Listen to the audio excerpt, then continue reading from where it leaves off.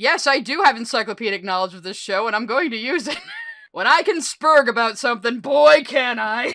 Time, context, the fact that Steven Universe is over now, and 5 years of growth as a person and critic, as reflected poorly on that old video. I have admitted— Hey guys, does anyone really think that Lily Orchard has had 5 years of growth as a person? Because I'm pressing X to doubt over here. many instances tried to update it to more modern standards with better critique, which none of you terminally outraged motherfuckers bothered to watch. Why aren't you outraged at my videos, Steven Universe fans? I totally triggered you with the first one. Except you didn't, because most of your points were either, like, provably incorrect, or were just, like, the most bad faith interpretation you could possibly muster of a scene possible, or was just you being unable to follow the themes and plot lines in a children's show. I feel like I'm locked in a time loop where a video I made while I was dealing with severe abuse, and was therefore constantly angry, is being held up as if it reflects— Oh, give me a break, dude! I was being abused when I made that video, so that's why I was, like, shrieking that Rebecca Sugar is a piece of shit who needs to die. Okay, I don't know if Rebecca Sugar needs to die was said, but it was, like, every 5 minutes it was like— Jesus Christ, Rebecca, are you on fucking Ambien? God, what a piece of shit. At least give the benefit of the doubt that it was an attempt at, like, the 2012 kind of angry reviewer type thing, but it sounded like genuine rage and hatred to me. Reflects everything about me today. And the truth is, my opinion on Steven Universe has changed quite a bit. In truth, I was honestly taking out my anger at many other things in my own personal life onto something that flat out cannot be hurt. In recent— You don't say! years, I've taken a much kinder view of Steven Universe, almost entirely because it's interesting to talk about. Is it interesting to talk about, or does it get you YouTube bucks when you talk about it, because it's like the only thing you're known for? Most of the rebuttals to that old video are less about arguing why Steven Universe is good, and more about being outraged at the sheer audacity of suggesting otherwise. No, motherfucker! It's because everything you say is wrong in that video. You can't even follow the plot. In a children's cartoon. That is a failure on your account. I wouldn't say I hate Lily, I would say I strongly dislike Lily. I think Lily is a fucking idiot who likes to be confidently incorrect about just about anything. Is that maybe Pokemon? I don't understand Pokemon. I'll take Lily's word for it on the Pokemans and I guess the My Little Ponies, because I don't know those things. But the things I do know, Lily knows nothing about. Steven Universe has always carried the stink of the auteur, a pet project, something made for the stink of the auteur? Like this is a fucking Kojima game or something? Like this is a fucking Stanley Kubrick movie? Are you fucking high? It's a children's show about colorful aliens that are gay. I mean, it's not that deep, man. Oh, Lily's actually gonna try to praise the show. Did you pull a muscle? Did you pull a muscle doing this? Did you cough up blood? Steven Universe is interesting to talk about precisely because its writing bounds between being great and great piles of shit. There's a reason everybody says it could have been great. It's not that it could have been great, it is great, but it does have some major flaws here and there, and some real lack of prioritization in the writing is what I always say is Steven Universe's biggest problem. They kind of waffle around a bit. It's a very good show. It's very influential, there's a lot of great ideas, there's a lot of great design elements, a lot of great characters. I do have my problems with the writing, clearly. I express those very, very unapologetically, but I can actually criticize things that I like. Imagine being able to do that. Just kind of didn't really know what they wanted to do with the show at first. It's very, very obvious. I'm a pretty big critic of Season 1A, and I've elected to ignore it for the sake of my own sanity when it comes to lore for the series. And you're about ready to write the show off completely, they throw something like Bubbled at you. Bubbled is one of the best episodes of the entire show. The premise is that Steven was ejected into space last episode, and he's protecting himself from the vacuum with his defensive bubble, and it's just him and one of the Ruby soldiers, and all they can do is talk, and so that's exactly what they do. It's a quiet episode with a lot of really discordant music that does a lot to sell just how big and empty space is. How even if you manage to survive, you'd be adrift. You'd be completely and utterly alone forever. And Steven's trapped with someone who wants him dead and doesn't know it yet. What do you mean he doesn't know it yet? This is how they ended up in space in the first place. They just fought the Rubies, right? I'm pretty sure. Didn't they all get ejected off the moon base? Wasn't that what happened? So I'm pretty sure he knows Eyeball wants him dead. After things come to a head and Steven has to ditch Eyeball, there's nothing left to do but just float there in the empty void of space, completely and utterly alone. It only lasts about 30 seconds before he's rescued by the others, but it's 30 seconds of the best visual storytelling Steven Universe has ever done. I honestly think it would have been a lot better without Eyeball. To have Steven do his usual "I'm not paying attention to the danger I'm in" shtick, and have it slowly reach the crescendo of that last moment as the reality that he is alone, adrift, and can't get back fully settles in on him. Really deconstructs Steven's tendency to goof off in tense situations. His tendency to goof off in tense situations. He is a 13-year-old boy. I'm just gonna put that out there.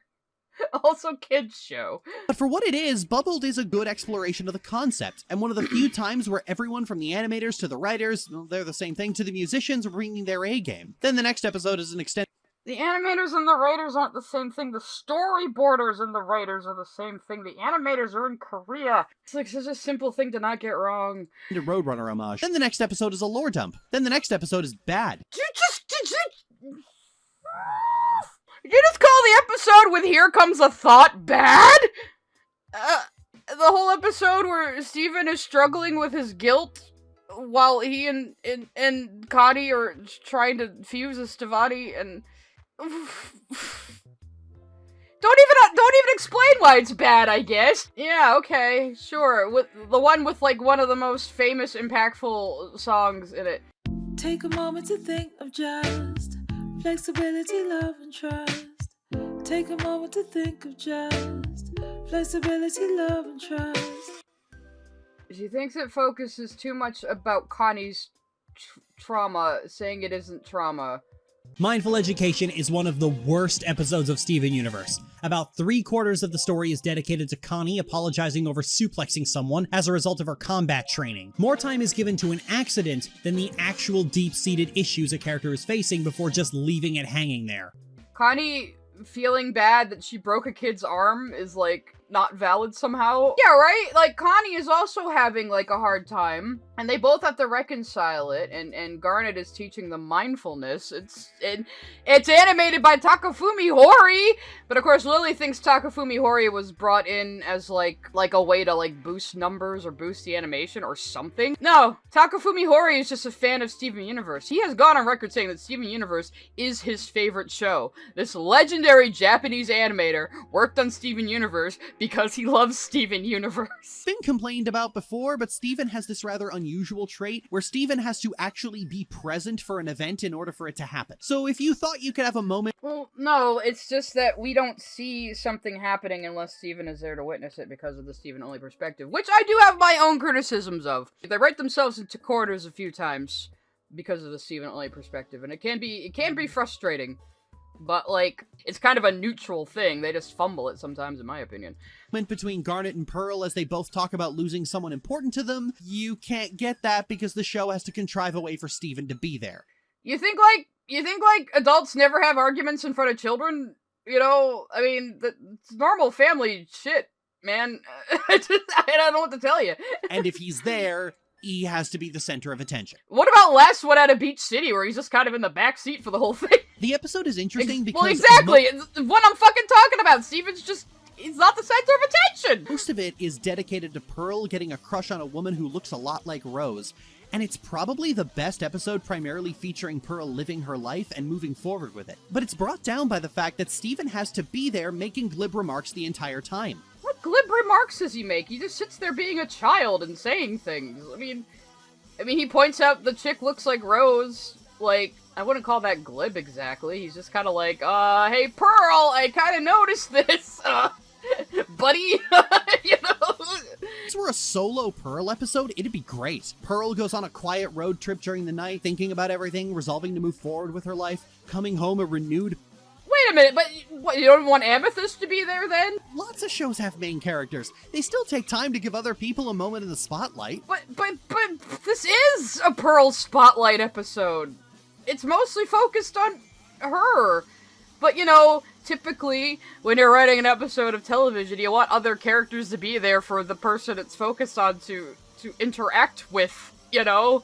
Yeah, we should just have a long, quiet episode without any dialogue of Pearl just driving around having adult feelings about things. And in this show, that's like for 7 and up.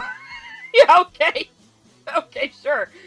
Buddy, this is what fanfiction is for. Go write that fanfic if that's what you want, alright? That's not really a criticism of the show. That's just your personal taste. Instead, the episode has to deal with his commentary the entire time. Okay, nobody's gonna say it. She kind of looked like Mom. You noticed, I noticed, we all noticed. Yes, Steven, we noticed. Now please shut the fuck up. Lily, that is for the children in the audience, Lily. The children for whom the show is made, Lily. Sometimes things have to be pointed out for the children. You know, that's just something you have to accept when you are watching children's programming, Lily. Getting back to Last One Out of Beach City, that episode ends with Pearl getting a girl's number and showing some sign of moving on with her life. This is never followed up on, and this girl, who is only known as Mystery Girl by the Phantom, never appears again. And she doesn't talk in the episode. Isn't that what you wanted? Silent shit in the episode? Also, Pearl doesn't learn how to use a phone till like 2 years later because she's a boomer. She's literally a gem boomer. She's like 8,000 years old. What do you want from her? They let Pearl hook up with a cute buff lady, but they didn't want to revisit it because they just didn't care. Because they just didn't care, or because, like, Cartoon Network wouldn't have let them show her dating a woman? You might have forgotten that same-sex marriage wasn't even legalized in the United States federally until 2015. So, yeah, there was a lot more pushback. It's almost like Steven Universe kind of opened the door for a lot of more, like, gay content in cartoons or something, you know? Episodes about Sadie's band. I do agree that episodes about Sadie's band should have just been fucking cut, personally, but... Peridot is one of the few crystal gems to have a really interesting character entirely because a lot of time is spent with her. You get to see this transition from a blue-collar technician trying to check on a superweapon to someone who has come to love life and everything in it. And it only happens with a ton of episodes of focus. This is what happens when you spend time with a character and do more than one thing with them. Peridot becomes such an interesting character because you see so many different avenues of her explored. Homeworld's fascist dictatorship means she has to unlearn fascist propaganda, understand fusion, learn... Well, yeah, she is the vehicle for understanding what Homeworld's attitudes are like, because Lapis has been in a mirror for 5,000 years, so she has no idea what modern Homeworld is like. Jasper is Jasper, also currently trapped in a fusion with Lapis at the moment, so our only window into what Homeworld is like is Peridot. That is her utility in these episodes, so this is written like a normal... functional show. Steven doesn't really get his own story. His entire story is cleaning up the mess left by his deadbeat mom, and so most of the time spent with him that isn't him dicking around is just learning more secrets about his birth mom. But it's all mystery and no payoff, because at the end it's just, well, I guess that's a whole lot of stuff we now know. It's almost like Steven discovering things about his mother is supposed to mirror the whole, you know, as you grow up, you start to realize that your parents are also flawed human beings, just like anyone else, who, just like anyone else, don't really know what the fuck they're doing, because nobody does. So yeah, Steven starts out as a little kid who's heard all these stories about how great his mom was, because who was gonna tell an 8-year-old, yeah, your mother committed war crime? You know, who does that? Nobody. Maybe Lily Orchid would. Maybe Lily Orchid would go up to a kid with a dead parent and say, you know, your mom was a bitch, kid, and now she's dead. You're like, who would do that? Who would do that? Except Lily Orchid. Pearl has a lot of time spent with her, but it's all time spent recycling the same story. That being Pearl's grief over losing the love of her life. Yeah, it was only 14 years ago, and she's like thousands of years old. Give her a fucking break. Of course she's still gonna be grieving. But we can see that Pearl's in a way better place she was than in the immediate aftermath. Because if you watch 3 Gems and a Baby, Pearl is super moody in that episode. She's very moody and standoffish and doesn't want anything to do with anyone else. And she's just obviously pissed off. So she's obviously come a long way from just then. So like, you know, maybe you should consider the whole show, like all the episodes together, instead of just, like, you know, looking at the pieces. You know, it might be a thing. Very clearly chattel slavery, but Becky often denies that, so it's clear this... Who denies that? It's pretty clear that the Pearls are, like, living series. They were made to be accessories and assistants. So, like, who denies that that's, like, technically slavery? But also, like, No gem gets to choose their role, and they're all subject to the same oppression. Yeah, pearls are looked down on as lower ranking than other gems, because they're not actually gemstones even. Like, a pearl isn't a gemstone. They just kind of get lumped in with them a lot of the time. And they use that real-world context as, like, you know, inspiration for the role of pearls in homeworld society. Also, like, slavery still exists today, and it's worth showing that it's a bad thing. I'm just throwing that out there. Wasn't intended, but that's not a very complicated topic. Becky's not very smart, tried to do one thing, smashed her face into a wall, whatever, I get it. Oh, couldn't even get through a positivity section without calling Rebecca Sugar in some way stupid or high or a piece of shit, huh? Just, you know, the most milquetoast, low-key, chill woman in the world, and you're angry at this female showrunner for existing, I guess. Yeah. Okay. Steven Universe likes to pretend it's weaving this intricate plot web, but like most stories, they're making it up as they go along. But presumably, Rose had a secret identity was scribbled on a post-it note. Oh, right. I'm pretty sure Lily hates the pink diamond twist, even though it's set up literally from, like, the beginning. As much as I say they didn't have anything planned in Season 1 and didn't know where the fuck they were going with anything, the whole Rose being pink diamond thing was very obviously cooked in from the beginning. Anyway, the reason this episode is so good is because when Steven finally chases Pearl down, Pearl just talks, mostly to herself, and we get her processing her feelings out loud. And one thing we really learn here is that Pearl hasn't really accepted that Pink is really gone. She openly wonders, yes, it's been 14 years! And nobody knows how Steven works at this point. Steven could very well be Rose reincarnated without any memories, for all anyone knows at this point. I'm pretty sure Rose only was able to have Steven the way she did because she's a fucking diamond. Like, seriously, Rose Quartz as a character makes no sense unless she's Pink Diamond. if Steven has her memories. Pearl really is aimless and adrift, alone for the first time in her life. She doesn't know what to do. Remember what I said about how the show never lets a quiet moment sit? Well, here it does. Sometimes Are you actually praising this I for wonder once? if she can see me through your eyes. Oh, Dee Dee, you're so What good. would she think of me now?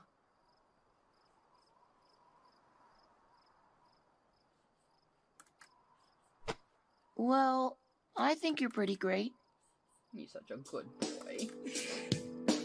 This moment is absolutely beautiful. It's one of the most gut-wrenching moments I have ever seen in a cartoon, and it didn't need a big flashy dance number, fight scene, or death trap to do it. It didn't need a celebrity cameo or a guest animator to do it. All it No, there's the salt about Takafumi Hori again. Takafumi Hori is just a fan of Steven Universe. He's a really big fan of Steven Universe, so he wanted to animate on the show. This is what Rose's story was missing for most of the show. We don't need to necessarily know who Rose is, we just need to know someone who did, and Pearl got a lot of screen time, but screen time in Steven Universe doesn't... Okay, see, I do agree, at least with this part. I think Pearl speedrunning Pink Diamond's backstory is basically the worst piece of writing in the entire show. Because, like, what happens? Garnet breaks apart over Rose being pink, and Sapphire runs off. They go find Sapphire after, like, an indeterminate amount of time. It could have been, like, half an hour for all we know, and she's crying and she's upset.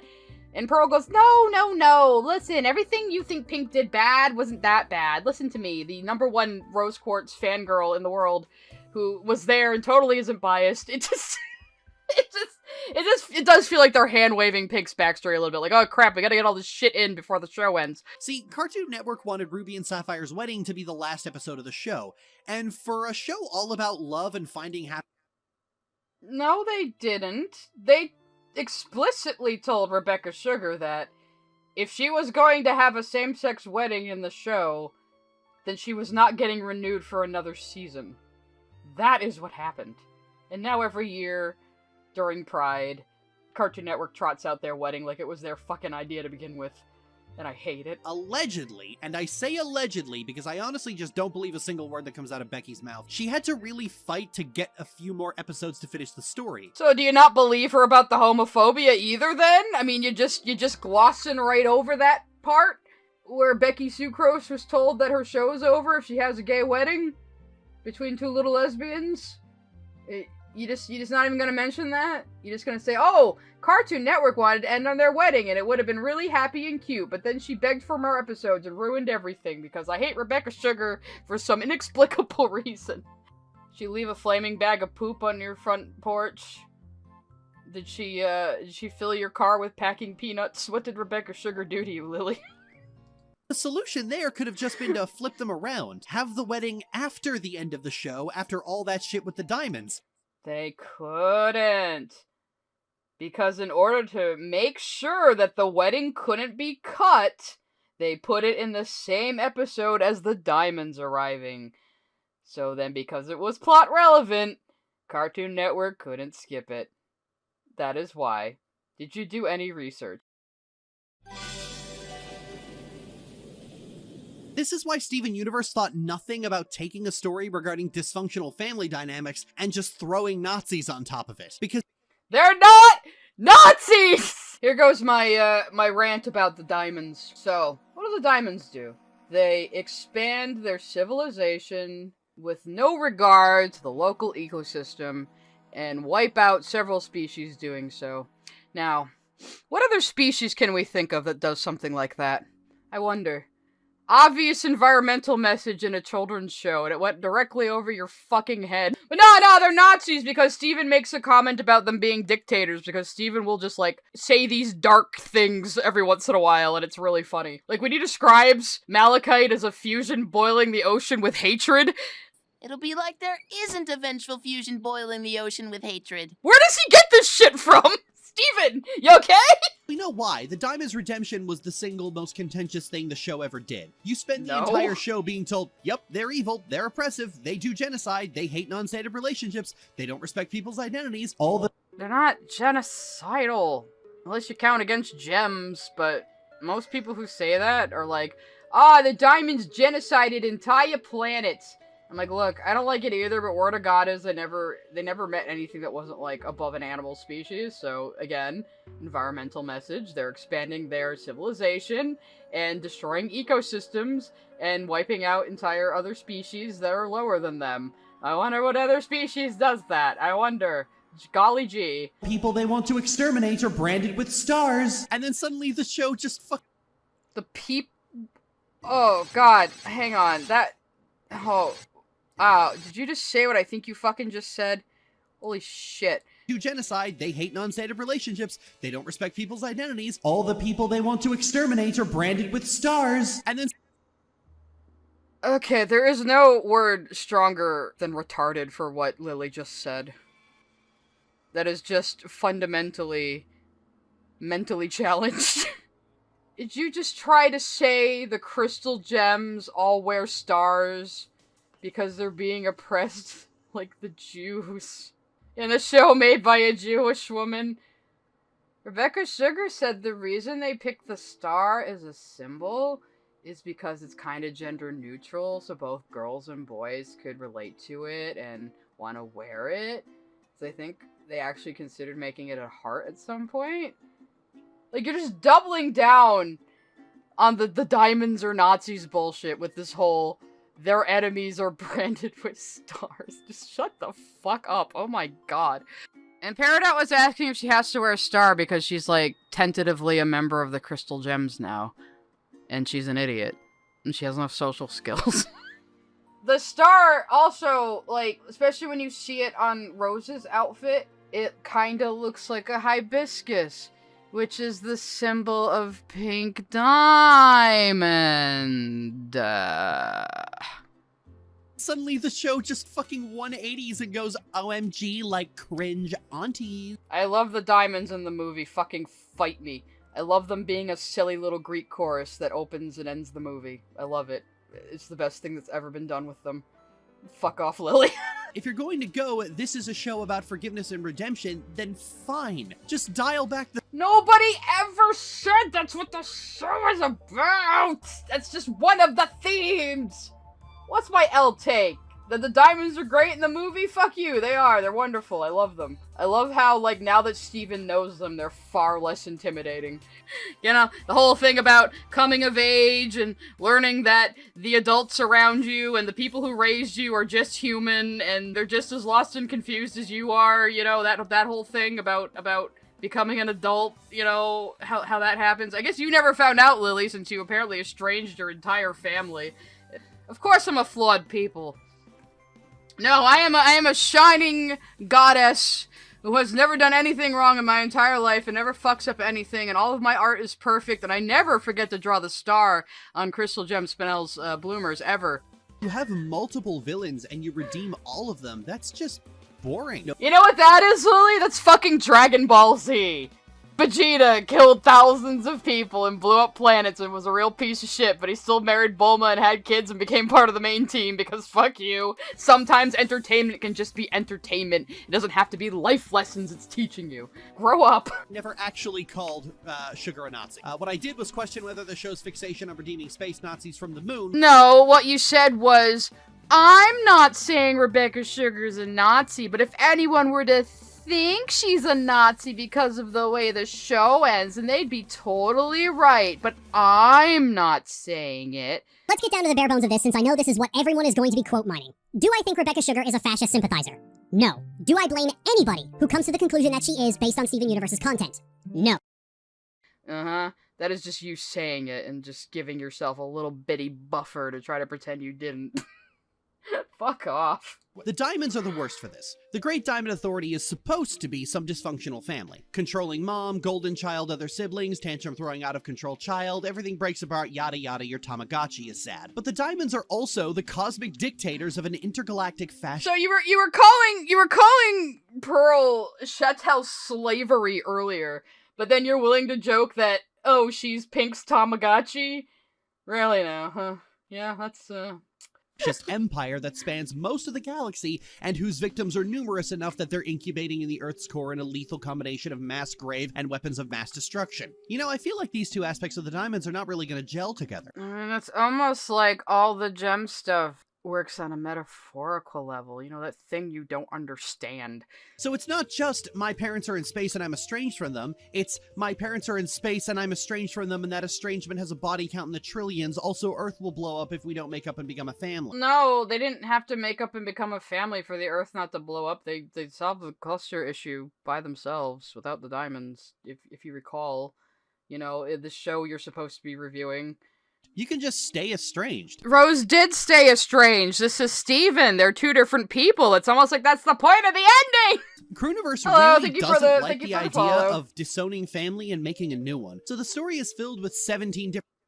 They don't like the idea of disowning family and making a new one? That is literally what both Rose and Greg did. Both of them. That their child decided to reunite with family is his own decision. Pink Diamond pretty much has no choice but to make nice with her controlling family, and actively refusing to do so is routinely characterized. He's not Pink Diamond. He's not his mom. That is the point.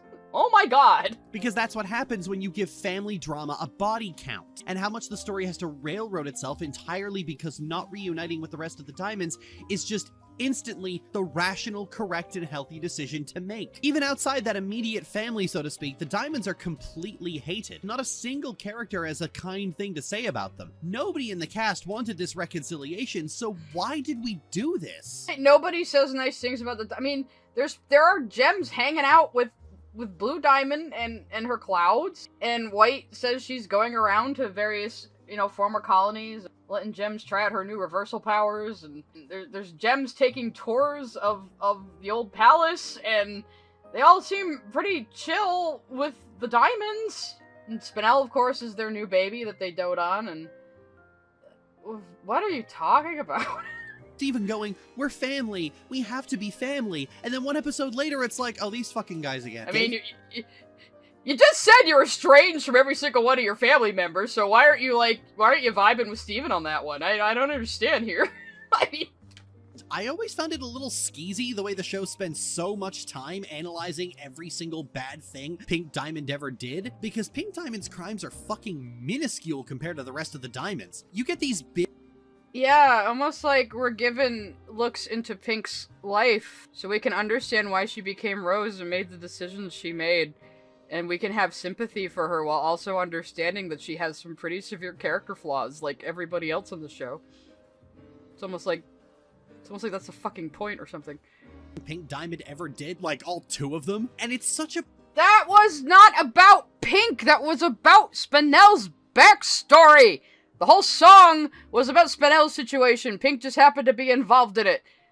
I don't understand people who think that the whole point of Spinel is just to demonize Rose. Like, this is just what her backstory is. It's a retcon, but it's a good retcon because it fits logically into the story. So... a point of drama and weight for like half the show, but then the actual tyrannical oppressors show up and they're basically just silly little aunts. To say Beck... Yeah. But Steven is still, like, not comfortable with them. But how characters are depicted in Steven Universe tends to change as Steven gets to know them. The first appearance of each diamond was very eerie and alien and inhuman. And now that he knows them better, he's seeing what idiots they are, basically. It's like, oh, okay. They weren't big, scary monsters. They were always just kind of dumb. Like Jasper, too. Like, Jasper in Future is way more funny than she is in the OG show. I mean, she's still, like, the exact same character, but, you know, we get to see the more openly petulant side of her. Which is what made her one of my favorite characters.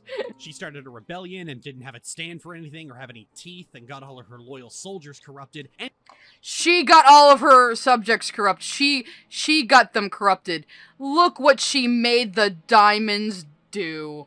Wow, Lily. Wow. You're literally echoing the shit Yellow and Blue Diamonds say. After the wedding, after Blue and Yellow arrive, and they realize that Steven has Pink Diamond's gem, they, like most gems, assume he's pink. Because to a gem, that just makes natural sense. You have a particular gemstone, you are that gem. They can't think beyond that. Why would they? While still thinking he's pink, he shows them the centipedals and the corrupted gems. And Yellow literally says, Oh, Pink. How many perfectly adequate gems did you have us ruin? So you are echoing the way the diamonds would scapegoat Pink. They're the ones who decided to do the corruption blast. Rose never expected that to happen. And they didn't even know it was going to corrupt the gems. They thought they were basically wiping them all out. It was just their way of ending the wall with, like, the nuclear option, basically. She started the rebellion because Mommy and Mommy wouldn't listen to her about how she likes the Earth the way it is and she doesn't want to suck up all its resources and she wants to preserve it. To Yellow and Blue, they just thought, oh, Pink, you have been begging us for this colony this whole time and now you're flaking out on it? Finish what you started, young lady. So after not being able to convince them, what does she do? She takes on the form of Rose Quartz, which she had done before to explore the Earth. Like, she was so naive, she literally thought she and Pearl could just scare everybody off the Earth, and that would be the end of that. She has a very childish attitude about it, because Pink is kind of a child. I do think she emerged after the other diamonds, because she is smaller than them, like, significantly smaller than them, which means she must have stayed on the ground longer, and in real life, pink diamonds do, in fact, form under immense amounts of pressure and come out pretty small. When that happens to a gem in the show, they're like amethyst. They come out too small, and they come out late. So, there's every possibility that Pink did come out late. And then the other diamonds didn't really know what to do with her. Pink is basically a child of a wealthy traditionalist family who has undiagnosed ADHD, and the only thing her relatives know how to do to handle it is ask her, why can't you be normal? Why can't you just fit into this society we built without you in mind? You know, that is the entire conflict there. But then it just kept escalating. Blue was on Earth to micromanage things, and that's when Garnet formed. Yellow presumably was also on Earth to micromanage things. I fully think Yellow is the one who made the beta kindergarten, because they made the beta kindergarten because they needed to quickly make more quartz soldiers to fight the rebellion. You know, you even have that scene that flashes back to them, where Blue is basically telling Pink, like, oh, don't worry about these rebels, you know, we'll take care of it. You don't even have to do anything, Pink. You just have to smile and wave. It's easy, you know? But as long as you are there to rule, this colony will be completed. I bet that is why Blue is particularly devastated by Pink's death. No, but I think that really gave Pink the thought that the only way to end this war was to take herself out of the equation. She never expected the corruption wave to happen, and now you're victim blaming her for it. Wow, Lily. just fucking wow, you know? Are fusions composite identities, or are they their own identities greater than the sum of their parts? It depends. They are one where they need to be, and the other at all. They're both. They're both! Why can't you understand this? This is how I view fusion, by the way. Since we get to have my superior opinions to contrast these. Fusion, in my mind, is like multiple people all sharing the same perspective as long as they're within that fusion and in sync. So, they have all been that singular person, and they all are those individual people. But they've all had that same experience of being that one person. And that makes sense to me. Maybe that's too much of a complex idea for you. Maybe you want to go back to My Little Pony. Lily, that might be more your speed. Is fusion a metaphor for relationships, intimacy, sex, friendship, symbiosis, combat team-up? It's all of those as well. It's relationships, which would include friendship, which would include familial relationships, which would include romantic relationships and sexual relationships. So relationships in general, all the kinds. It's not that difficult. I will say though, the crew didn't do themselves any favors with the early fusions, because all the first fusions we see, the crystal gems are doing very suggestive dances. So, I don't blame anyone who thinks fusion is sex for that reason. Any notion of fusion having some kind of meaning is abandoned by the writers pretty damn fast. But you know what? That's fine, because that was a problem that they already solved. Fusion is given its intimate weight through permafusion. Garnet and later Rhodonite are permanently fused because they are in love. Because of this, they're actually very in sync. Okay, I want to point out something because this annoys me. Permafusion is not a term from the show. It's not a term that's ever been used in the show. It's not a term the crew has ever used. It's a term that fans use. So it doesn't mean, like, permafusion is a big theme, because it's just a name some fans have given to a thing in the show. So that doesn't even mean that's, like, the intent. You gotta not confuse fanon with canon. They're accustomed to being fused all the time, and they don't like not being fused because they've been together so long that being apart creates a very deafening solitude. A lot of people might hate the idea of sharing a mind with someone, but to someone who has already been sharing a mind for a very long time, being a complete individual could be just as nightmarish. This isn't a new concept. In Star Trek, most Borg drones who become separated from the— I mean, I wouldn't call it nightmarish, because Ruby and Sapphire split apart easily in future and are comfortable with it and are fine, you know, and it doesn't, like, torture them to be apart. They're not, like, in pain. Collective are very distressed when it happens. And they're not like Borg! You've got the very intimate kind of fusion with Garnet, but then you have Steven and Amethyst bro-fisting to fight bad guys. Yeah. Any idea that it's strictly about intimacy or relationships is thrown out the window when Jasper fuses with a complete stranger and a beast. Well, yeah, and that's obviously not a very good relationship. The only reason that worked is because the other gem wanted to escape, you know? So they both wanted something from this. Jasper wanted power. Ocean Jasper wanted to escape. They were able to fuse, but then the fusion falls apart, like, almost immediately. Because, you know, it didn't work very well. What I want to know is how the fuck Lapis knew how to trap someone in a fusion, and that never comes up again, because that's a very interesting concept. Fusions are presumed to not last if the people involved aren't in sync, but Lapis Exactly! kept Jasper at the bottom of the ocean for months, tormenting her for giggles. Then in the very— Well, yeah, but also, we don't know how the fuck she knew how to do that. Exactly. This is what I was saying, though. It's interesting that she was able to do that at all. last episode, Steven is just fusing with gems that aren't even active, which— They're his family members, though. A, they're his family members. B, they wanted to get all these fusions in before the ending, and I can't really blame them for that, so I tolerate it. So what? It's a fun little scene. Who the fuck cares? Sometimes things can just be fun, Lily. Do you understand fun? I don't think you do. honestly, are you allowed to do that? That feels like it should be a crime. Fusion isn't sex, Lily! And also, Sugalate's existence is racist. For reasons. Because she's kind of ugly. Because, you know, fusions tend to look weirder the more gems are involved. And Sugalate would be a 3-gem fusion, technically, because Garnet is Ruby and Sapphire. So, the more gems you have in a fusion, the more bizarre they start to look. We see that with Alexandrite, too, who has a mouth under her mask face that also has a working mouth. I mean, that's 4 gems. And then you have, like, fucking Fluorite. You have Fluorite, who's 6 gems, and she's basically a giant caterpillar. You know, they tend to get more weird looking the more gems are involved. That's just kinda how it works. But I guess the character is racist because nose, because sharp teeth, because, I don't know, she's just kinda ugly. I mean, I think most of the fusions are ugly personally.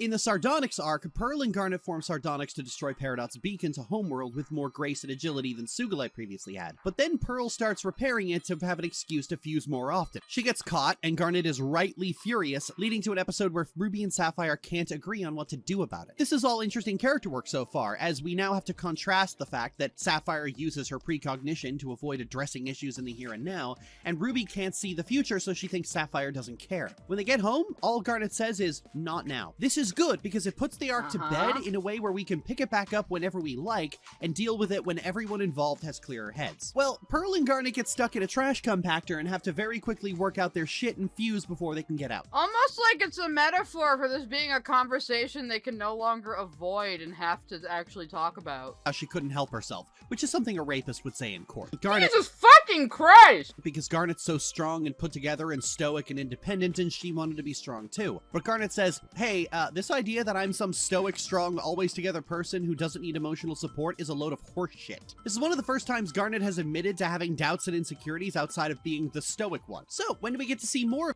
Pool hopping? Pool hopping is when we get to see more of that. Pool hopping? Pool hopping! Go fucking rewatch it! It's unfortunately also soured by the fact that Garnet is now consoling the person who assaulted her. Why? Why? Only you are choosing to read it as assault, you dipshit. And from some things I've heard about you, Lily, you shouldn't be throwing stones in glass houses. Pearl's feelings being given more weight than the person she hurt. Well, unfortunately, this is how a lot of stories treat black women, especially in relation to their white— What?! Where did that come from? Okay, I guess now we're getting to the part that's as unhinged as I expected it to be. It was only 35 minutes in. Alright, let's hear this out, I guess. Hopefully I won't pause and scream again immediately. Garnet's feelings aren't prioritized because the writers overwhelmingly favor Pearl, and this is a story where Pearl is undeniably, unequivocally in the wrong, and as we've explored, Crewniverse is just unwilling to stick to that. The show makes no bones about Pearl being in the wrong, and then they talk about it like adults, and they make up. And they only talk about it when they have no choice but to talk about it, but they finally talk about it like adults and come to a reconciliation like adults. Some people don't hold grudges forever, Lily. Even when Rebecca Sugar, I don't know, what did she do this time? Toilet papered your house, I don't know. Want to explore any kind of conflict resolution other than forgiveness, which naturally puts the responsibility for ending a conflict on the victim over the— How dare people choose to forgive and reconcile their differences and reconcile mistakes with each other and continue their relationships? How dare they? How dare they do that? Pearl, I don't think Pearl's coded anything, but it is funny that people always read Pearl as white when her voice actor is Filipino. the perpetrator. But the problems with that are magnified when your dainty white ballerina violently assaults a black woman and all she has to say for herself is, "I couldn't help it, you're just so strong and alluring." Lily? I think this might be your own racism showing, because I don't think that's what the show is saying at all. It's not good enough to have characters of color in your show if you're going to so thoroughly torment them like this. And that's what happened to Garnet. They had a few good ideas and then threw her aside, only to drag her out to either give exposition about fusion, violate her, or perv on her. Like the one shot from Love Letters that's supposed to be Jamie's point of view of seeing Garnet rise from the ocean like a goddess. That's supposed to be evidence that the show was always perving on Garnet, is it? The one that was supposed to be from the shot of the dude who, like, was instantly smitten with her? Because it's a cliche kind of thing that lots of shows and movies do, because it's visual shorthand. And you just really want to make this about racism somehow, don't you? And they are ultimately sabotaged by their own primary theme and their unwillingness to let Pearl be in the wrong without caveats and their own racism. Lily, that was not their own racism, that was your own racism coming out all by itself, unprovoked. You are the one putting this idea onto what you are seeing. This show is racist because of this very racist interpretation I just pulled out of my ass and smeared onto the scene. Get help, please. Stop it. Get some help.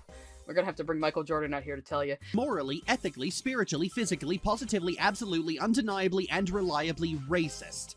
So, yeah, you know, if you're just trying to find racism and everything, and the way you do that is by, like, claiming that this whole thing about Pearl being codependent is about a white woman assaulting a black woman because she's just too hot to resist.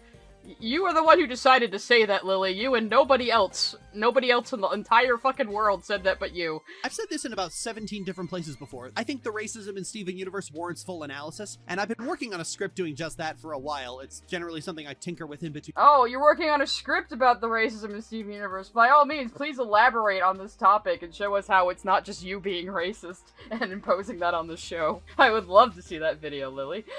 Projects. But the language I used for that segment was beyond inappropriate, mostly taking it from an article I sourced. Some of the words coming out of an article you sourced? And it's the article's fault you said those words? So you mean you were just, like, plagiarizing, you were just reading an article and not actually giving your own opinion? Probably because you didn't actually even watch the full show, I bet. Yeah, is that it? Or you just, like, saying, you saw people, like, making the reach that Sugilite is somehow racist and then just went with it because it was, like, the popular hate opinion at the time? Because you're a fucking sheep? Is that it, Lily? I'm getting oddly aggressive right now. Probably because Bismuth is on the screen looking like completely over everything at the moment. There's a good way to do the Sardonyx arc, but for the good of everyone involved, it requires removing the part where Pearl violates someone's bodily autonomy. Maybe No! It was fine the way it is, and it's a good storyline, and you're the idiot who was over here saying it's racist because I want it to be. Like, you dislocated your shoulder with that reach and just showed how you're fucking racist. Jesus Christ. When people try to point to this story being done well, they usually point to Mr. Greg because Pearl sings about how Rose chose Greg over her, and it's certainly loud and epic. The reason why Mr. Greg is so impressive is that they managed to fit like a full musical into an 11-minute episode. They had to plan this episode down to like the second in order to get it to work. That's why it's impressive, you fucking knobhead. And climactic as Pearl does her best impression of a Kingdom Hearts character, but it's hollow and empty. This is like the second or third Kingdom Hearts reference. Why? Using a musical number to sort of yada yada over the fact that you're watching Pearl do this song and dance, literally, for the 10th goddamn time. Yada yada over it? That's like the first big... That song is the first time we get like direct confirmation that Pearl was in love with Rose. I was fine with the men who would come into her life now and again. I was fine, 'cause I knew that they didn't really matter until you. My first watch, up until that point, I was like, okay, I could see Pearl being in love with Rose, but they're gonna probably keep it subtext because they can't really show that in a children's show. And then we get hit with It's Over, Isn't It? And they just blatantly show that Pearl was in love with her, and I was very pleasantly surprised by that. I was like, oh, they're actually just saying it, wow. That's amazing. I mean, yeah, they still made it subtle enough for the straights, but it's there. The actually good episode about this is Rose's scabbard. This is the first time Pearl has had to confront the fact that Pink kept secrets from her. Pearl thought she knew everything about Pink. Yeah? She thought she was the only one who truly knew her, regardless of anything else, like the fact that Pink chose Greg over her, the fact that she gave up her life. Well, yeah, of course Pearl would cling to this because she threw away her whole life on Homeworld for Rose, you know, to go along with this, and she's the only one who knows that Rose is Pink Diamond. She is keeping that immense of a secret in her. So of course she gets a little triggered when it turns out that Rose kept secrets even from her, because she knows the biggest secret. Yeah, it's not the most mature reaction, but people have emotions. You know, almost like gems are people. During this episode, while trying to heal Pink Pearl's scar, always a silly notion, scars don't actually heal. But they're gems, Yeah, scars don't heal on humans because we're made of flesh and bone. This bitch is made of light. And they make it very clear in the episode that the scar is psychosomatic. It turns out that the scar on her face isn't an injury. It's from an injury that was so impactful that it manifested as a part of her physical form. Yeah, it's so psychosomatic. It's a scar. This does have a good moment where Pink Pearl says she's fine and her No, scar so it's psychosomatic! It's not like a physical problem, it's a mental one. That was the entire fucking point. It's almost like Garnet at the beginning of the series is talking to a bunch of gems in her yoga class about how their physical forms reflect their mental state. And it's almost like it's thematically relevant to fucking Steven turning into a kaiju at the end. You know, almost like, yeah, there's themes and shit. Oh, she's just like me. Okay, I said that as a joke, but like, during the writing of this video, I actually did make another appointment with my therapist. Okay, Lily, nobody gives a shit about your personal life. Yeah, right, please stop trauma dumping in your Steven Universe hate videos. It's very disconcerting. This would be like me coming on stream and going, hey guys, let me tell you about all my ex-girlfriends and this one relationship I had that was really fucked up. Like, you don't want to hear that. You want to hear me laugh at things and draw, which I'm not doing currently. Okay, let's continue. Okay, so Pearl assumes it was white, but when Pink She's almost like all these situations are meant to be relatable to the people watching or something. This isn't even a criticism of the show, it's just like, oh, I related to this character that I called my therapist. Somehow this is Rebecca Sugar's fault. Pearl corrects her and says it was pink, Pearl goes into full denial because this is a pink diamond Pearl never knew. A childish brat who threw destructive tantrums and kept breaking her toys. It's an interesting moment where both of them have to confront the fact that at some point Pink Diamond changed. Oh no, Lily's really gonna hate the Mega Pearl fusion because it's a Utena reference. Let's just wait. At least it would be if Steven didn't throw a tantrum and accidentally trap them both in a lobotomy clam, and so now they have to have the really short version of that scene from Rose's scabbard before quickly fusing into another Utena reference and having a rushed action scene. There's an exchange in the clam that would have been so good if it was longer and quieter, but an exchange in the clam. I really like that sentence for some reason. That's gonna be like my next album. An exchange in the clam. That moment where Volleyball asks Pearl how she stopped hurting and Pearl just says, I didn't, is really good. Because the thing about trauma is that it never really leaves you. You can manage it and recover. Childhood or early life trauma will always stick with you far more than adult trauma will because your brain has grown and developed around it. It affects the really deep-seated aspects of your personality. Gee, Lily, are we doing some introspection on this Steven Universe hate video? Are you starting to realize the reason you're such a piece of shit? It's interesting. Let's really dig into it. Dissect Pearl's brain in as many ways as you possibly can. Early seasons were pretty good at this, like when Connie asked Pearl to teach her to fight, and Pearl taught her to be a meat shield, because that's basically how she understands being a soldier. That's interesting. It shows how her relationship with Pink has affected her thought processes everywhere. But almost every instance after that, it just reminds you, oh hey, Pearl's crush is dead. Her crush? They were clearly in a relationship, but obviously Rose would never let it be as deep as Pearl wanted it to be. And then Rose left her for a man, so that has to sting extra hard. That's why you don't date bi chicks. No, I'm kidding, mostly. Half joking. I'm not gonna trauma dump now, too. What else would be interesting? Seeing what Pearl gets up to when she's not being reminded about how she got cucked by the lead guitarist of a Foghat cover band. No, he's a SoundCloud rapper, get it right! I'm not asking for her to get over it, I'm asking to see her make some progress. She gets a whole ass bismuth in future, come on now. Bismuth is a very good reward for all of her pain and suffering. I should say so. I might be a little weak to a lady with dreadlocks myself, I'm just saying. When Pearl almost lets Steven fall to his death, when Pearl brainwashes Connie to be Steven's warrior slave, when Pearl almost gets herself and Steven killed by flying in a DIY spaceship, when Pearl invades Garnet's boundaries, when Pearl does anything, Steven starts jumping to hugging it out. It's pretty fucked up. I mean, I don't think either Pearl or Steven appreciated the danger that her fucking makeshift spaceship was going to cause. Pearl's still a gem, okay? She's a little naive about the capacity for Earthlings to survive things still, I think. The writers are determined to get you to sympathize with Pearl, and so when she fucks up, it's usually excused or swept under the rug. But there was like a whole 3-episode arc of Garnet not talking to her over the earlier thing you said about her violating Garnet's boundaries.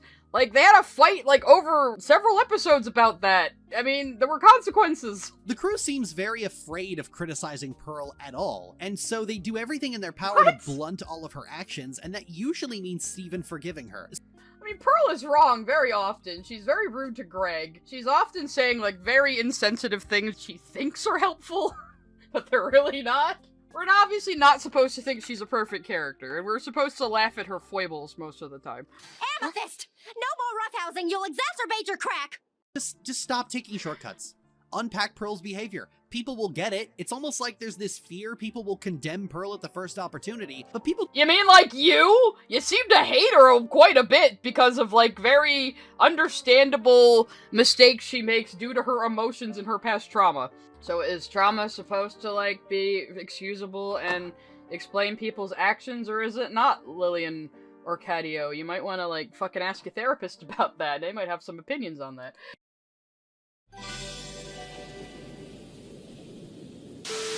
So what are you gonna do? Shatter me? Go ahead! Just Do it! No! Even if we don't agree, nobody deserves this.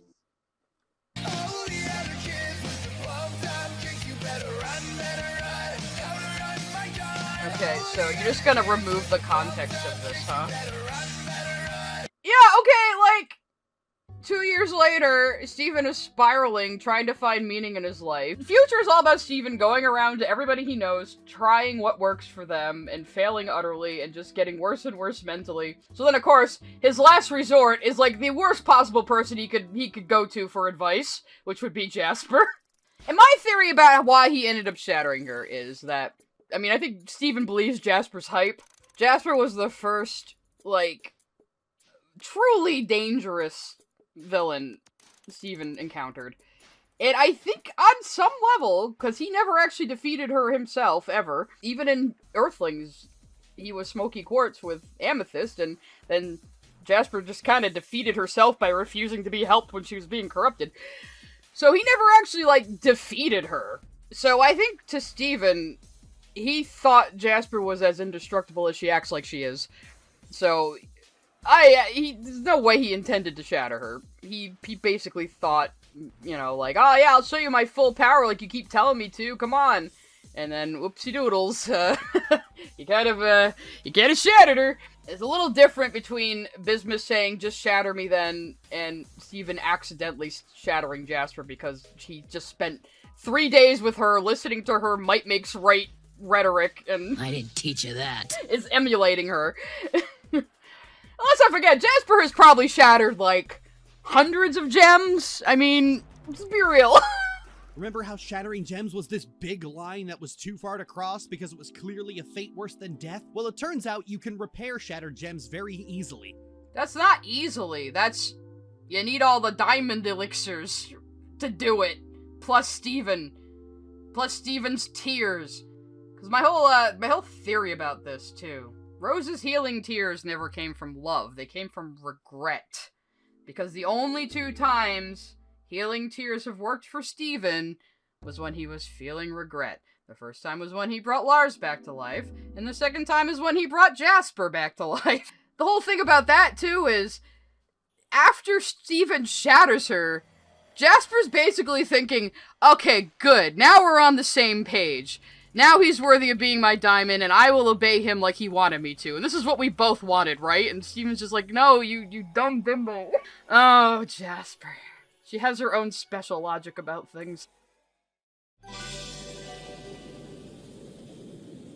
Okay, what happened was Cartoon Network made them end the show early. So around the time they were producing season 5, they got the movie greenlit. And then some brain trust at Cartoon Network went, well, you can't have a movie without a show, so here's 20 more episodes. Just like that, after forcing them to end the show early. Rebecca Sugar must be a better person than me, because I probably would have burned the building down.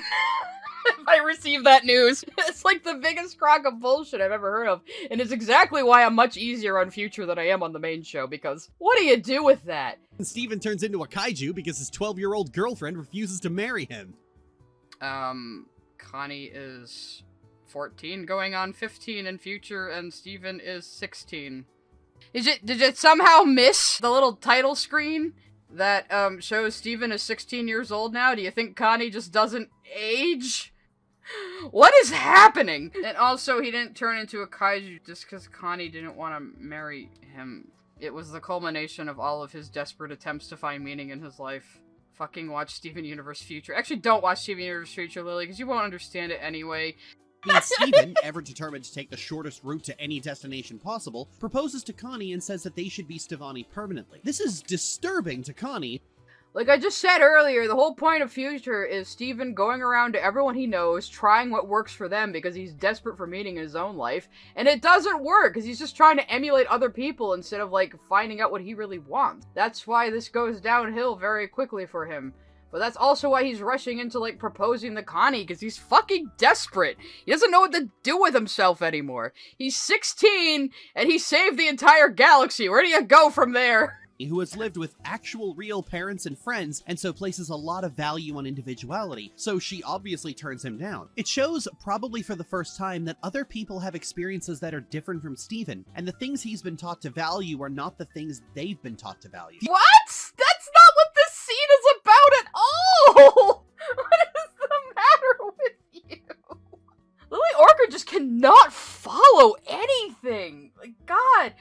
Maybe because you get, like, all your narrative plot expectations from fucking Kingdom Hearts. I don't know, what the hell? The fact that people will say no to him, and he's just gonna have to live with that. There's also a PTSD. What? When did Steven not know that no is a no? That is God, you just do not even fucking understand what Future is about, do you? And even the sequel series was less about unpacking his character as it was all the shit he's been through, because his behavior is not something the showrunner— It does both. Oh my god, it does both. Would you fucking just watch Future? All you ever said about it was you thought the ending sucked, but you didn't elaborate why. If I may trauma dump myself today, the Steven Universe movie is obviously what launched me into becoming a Steven Universe fan artist, and before that I was kind of in like a 5-year art rut. It was a pretty bad period in my life. There was deaths of loved ones and friends, and I was in a job where I wasn't being treated very well, and I was pretty depressed, and I didn't draw a lot in that period, so I started watching Steven Universe in, like, 2018, because the Pink Diamond twist actually, like, intrigued me. I saw it explode all over Cartoon YouTube, and I was like, wait a minute, so Steven's, like, perfect, ideal dead mom was one of the bad guys? And I was like, that's interesting. So I was like, well, maybe it's time for me to watch this show finally. So, you know, I was still in that bleak period when I began to watch Steven Universe. I didn't become like a super duper major fan right away. I mean, I started out thinking, oh man, this show is, you know, it's pretty cute. It's normal. Why is everybody so pissed off at it? I don't understand that.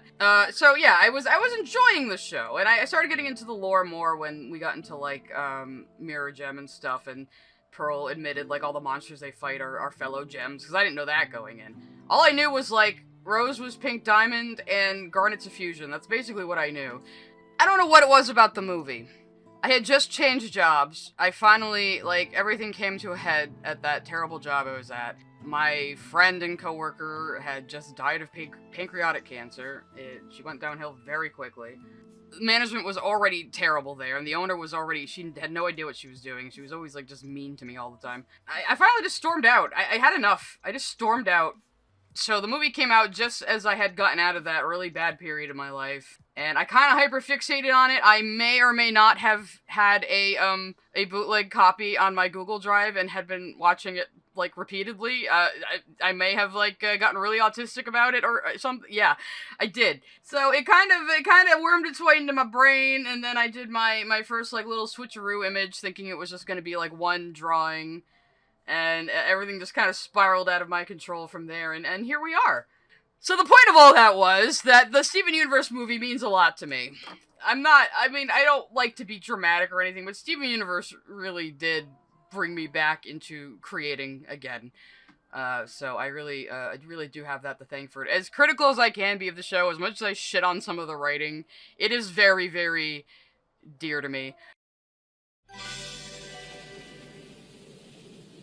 Curtain call while the singer declares that everyone believes in Steven. This already sets the mood because the entire series has been entirely about this one specialist goodest little boy. Hey, idiot! Did you notice all the Cinderella parallels with Pink Diamond in the show? And you know how the movie opens like an old storybook Disney movie because of the Cinderella parallels, and that's the motif, you dipshit. And now they're singing about how he's the most precious little Ubermensch in the galaxy. Lily just cannot let go of the fucking Nazi thing. I'm already taking psychic damage. Listen to me. What type? I thought I was fairy dark, I guess. Do they take psychic damage? I don't really understand Pokemon.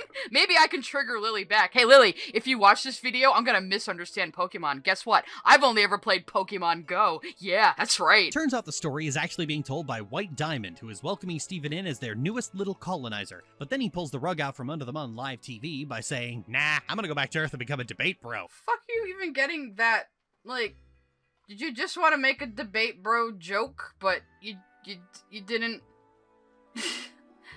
I don't understand, like, your jokes just make no goddamn sense. It's like almost Chris Chan levels of just abstract.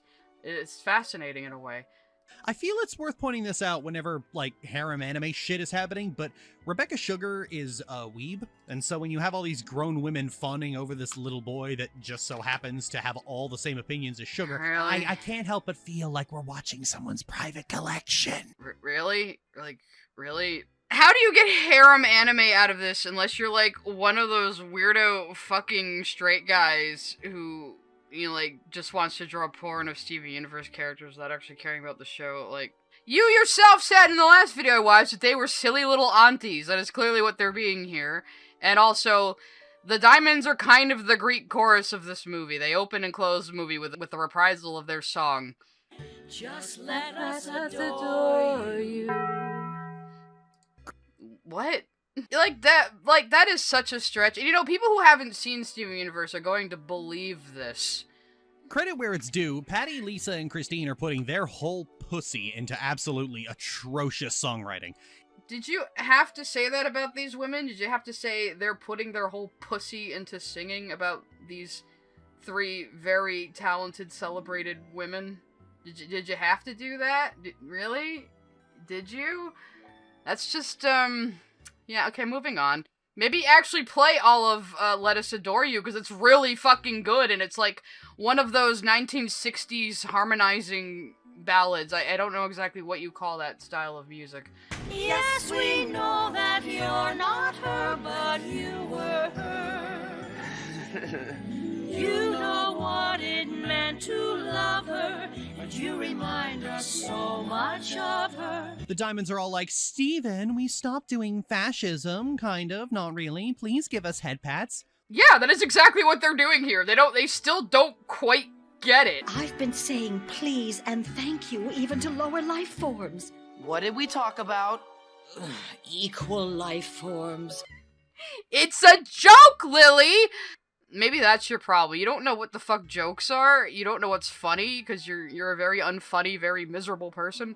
So, I mean, I'm a miserable person, but I'm the kind of miserable person who becomes a comedian.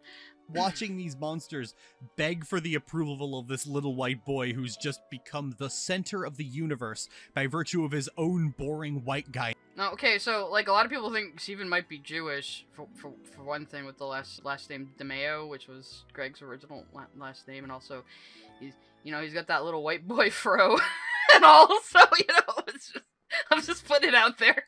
Where we see Connie again just before she tells us that she has to go and not be in the movie, which is a dead. Okay, yeah, I agree with that. Like, they had to just get Connie out of the movie because they knew she would solve the problem within, like, 10 minutes. I do wish Connie had been in the movie more. I wish that Cartoon Network didn't make them, like, have to raise the stakes of the movie, and because their original concept was mostly going to be about Spinel learning about what real friendship is, but they wanted a ticking time bomb in the movie, so that's why we got the injector. Hold the phone. Is that a nude painting he did with Garnet? That was one of the episodes. Vidalia painted that. It was pool hopping. It was pool hopping! It was pool hopping, Lily! Which you clearly didn't watch, because you said that they never bring up Garnet feeling like she doesn't have control of things and isn't the stoic leader she acts like. So, you never watched fucking pool hopping, did you? Why is that there? No, really, why is that there? Sugar does pool hopping interviews a minute? Why did nobody ask about this? Like, you didn't watch the whole fucking show. You didn't watch the whole fucking show. Let's look it up, because I'm right. Yeah, there it is. It's in the episode Pool Hopping. Because remember, at one point they go see Vidalia, and Garnet says, paint me like one of your amethysts. I can't do an English accent very well. That was the pose they were doing. And that was the final picture Vidalia did because she's a fucking weirdo and she paints things like that. Like, Vidalia doesn't draw just life. She draws what she sees, you know? That is the brilliance of her work. Anyway, go fucking watch Pool Hopping. God damn it. Okay, like, when do you stop talking about this goddamn fucking painting that doesn't matter to anything in the plot? By putting it there, because I would love to hear it. Side note, I love how Steven is just too lazy to walk 1 kilometer, and so he decides to just teleport to the big donut through Lars's head. You haven't even talked about the plot yet. You're just nitpicking So this is already pretty bad faith right from the get-go. I mean, what else did I fucking expect? I Lars feel bad for deserves Lars it. for the first No. time ever. Steven wants to stay blissful and complacent. I feel bad for Lars for the first time ever. Okay, Lily, I give you 1 point. I give you 1 point for a joke. Let's see if I need to take it away later. And that's when it's time for the plot to come smashing in like the Kool-Aid Man. Hey, are you Steven Universe? Come on, it's a great entrance. I love when people are like, how did Garnet not predict this? And I'm like, how the fuck was Garnet supposed to predict that a killer clown from outer space was just gonna suddenly show up and try to murder everybody? It's fantastic! Bravo, Sugar! Bravo! The new gem is this sharp, edgy, Sonic the Hedgehog looking motherfucker. She don't fucking look like Sonic the Hedgehog, she looks like Knights. She looks like Knights. Damn it, that's why I don't think she was purposely made to look like Knights, though. A lot of early designs had a lot of Sonic references. I blame Ian for all of those. I'm sure it was him. Motherfucker wore, like, actual Sonic sneakers to the Sonic movie premiere. What a fucking nerd. And then launches into a song about how much she's jealous about all the other characters. A song where everyone just forgets how to fight while she's progressively losing her mind. Garnet makes a half-hearted attempt to hit her and misses. Pearl does nothing and gets flicked. Amethyst just lets herself get hair wedgied, I think. Then she swings around the lighthouse. Oh, that's a bad shot. That's a bad shot? That's a bad shot? You have any idea how complicated that shot is? Both her and the fucking water tower move. That is a complicated shot. And guess who animated it, Lily? Takafumi fucking Hori animated that, Lily! You made your animators work overtime writing the story again, didn't you? Takafumi Hori animated this entire sequence on his own. You dumbass. You would know that if you did any fucking research about the fucking movie. All you had to do was watch the behind the scenes. Not hard to find. Spinel pulls out her weapon, and okay, I see where this is going. She's got this old cartoon thing going on, so she's gonna pull out like this big comedy mallet or like a hand on a spring, isn't she? Like on the line, winner takes all. Ready or not, just begin. I'm gonna Generic anime scythe works too, I guess. It is a generic anime scythe. I'm not even gonna make any bones about that because they said that the way they decided for it to be a scythe is someone just called it out in a meeting and they went, yes! But, you know, the thing is, it's not her weapon. These are pieces of technology made by Homeworld, so it's not like this is her special gem weapon. I don't think she even has one. Why the fuck would she even need one? She has this thing because it's a one-hit kill, cheap-ass DLC item that she's gonna be a brat and ruin everybody's fucking kill ratio with, or whatever. I don't know COD either. I'm not even gonna blame the movie for that. That was on me. I expected too much. No, that was on you for not realizing how fucking cool it is, you know, bitch. Sometimes things can just be there to be cool, you know, and it's fine. Like, you hate symbolism, you hate metaphors, but you also hate when things are just style over substance. What do you want out of entertainment, Lily Orchard? I am having fun, though, because guys, come on, look, listen, I like to complain. I mean, I'm sure that's pretty fucking obvious that I like to complain. I like to rant, I like to yell at things, it's fun for me. We're still all just having good fun here. I might be a little meaner to Lily than I would be to other people, because Lily is kind of a piece of shit, provably. Luckily, I don't think Lily covers anything else I watch. Like, does Lily have a BoJack Horseman video I can get angry at, or is that too grown up for Lily to watch? But she's pretty powerful. You better have another Mary Sue power to pull out of your ass. She cuts through his shield like a hot knife through butter, and I get... Well, fucking Spinell's the one with the Mary Sue powers here, because she's got her one-hit kill fuck you weapon. Guess he really can't be destabilized, can he? So good job, Steven. You did have one.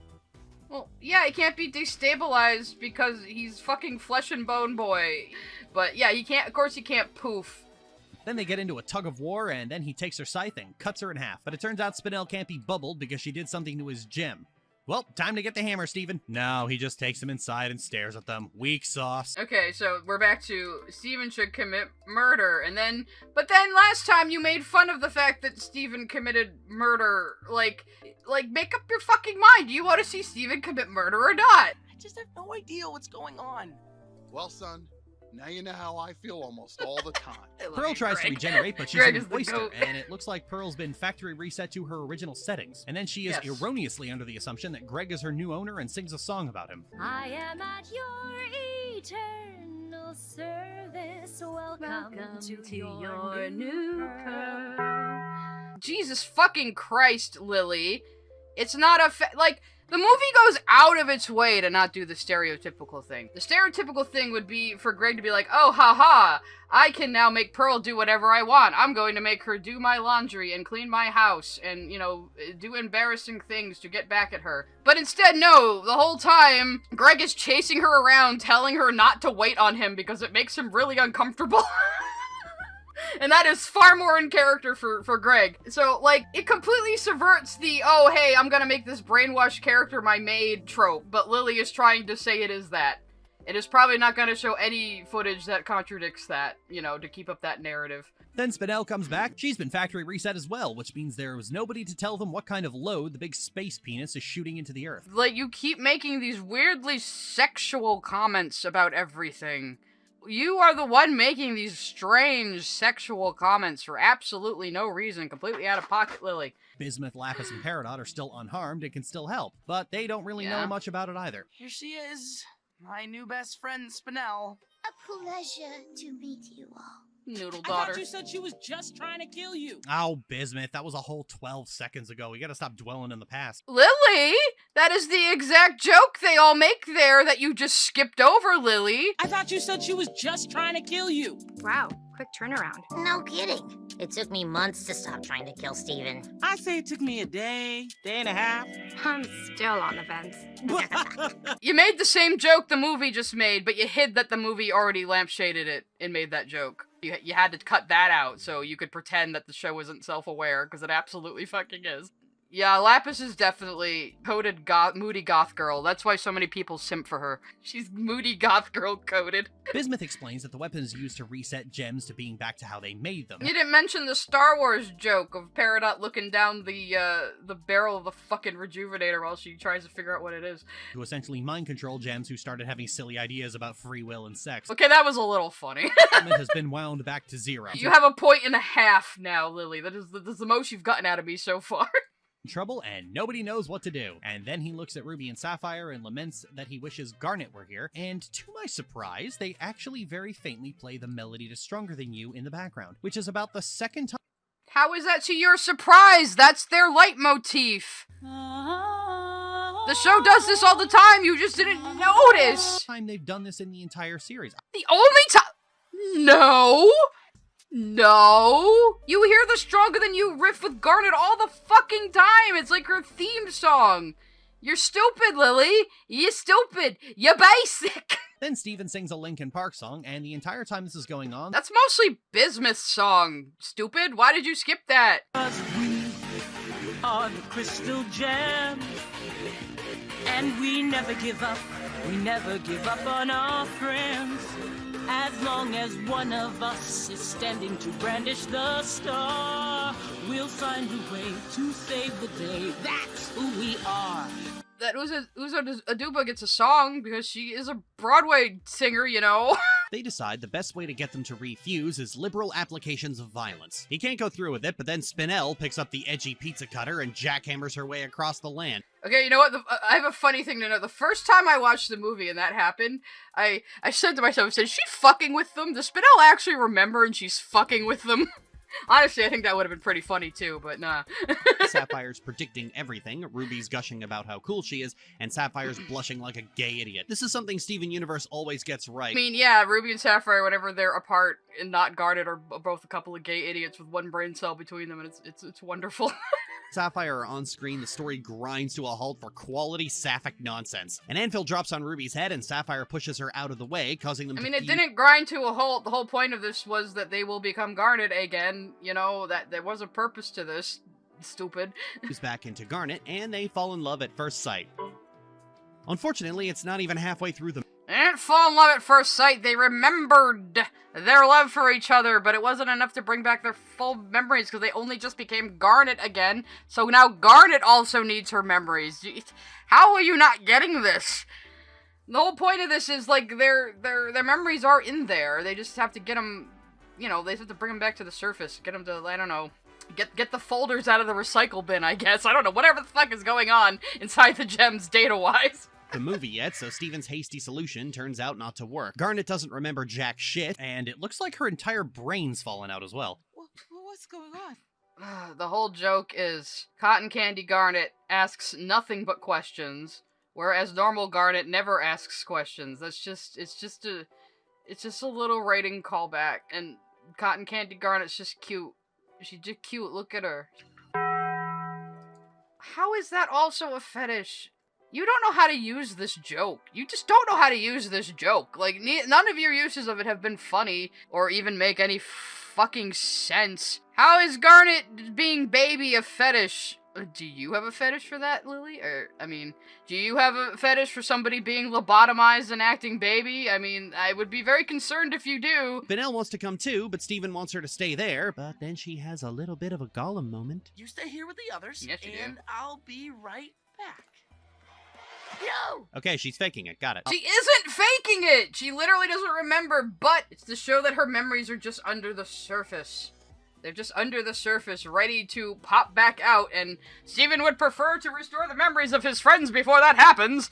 Vidalia's weird garage of paintings of her. If you didn't see the early Vidalia's weird paintings of Amethyst. You like the painting that was in Steven's room that she did? How are you not putting two and two together here, pal? Then they rush back to the space penis to find that it's making the land turn all... Why do you keep calling it a space penis? Injectors obviously look like fucking viruses. Injectors look like viruses.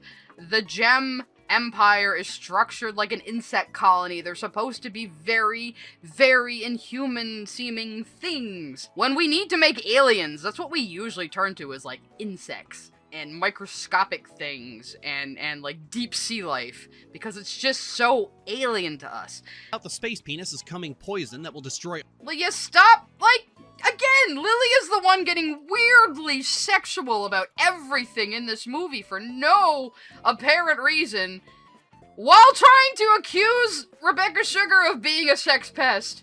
Just all saying. Organic life on Earth. Steven tries to lift it out, but it's not the end of the movie yet, so his Mary Sue powers won't work. Spinel's the only one who can get the space penis to pull out, but they don't know how to system restore her back to before she was reset. Except Pearl. Turns out the key to fixing Pearl is that they need to recreate what happened between her and Pink Diamond, but with Greg instead.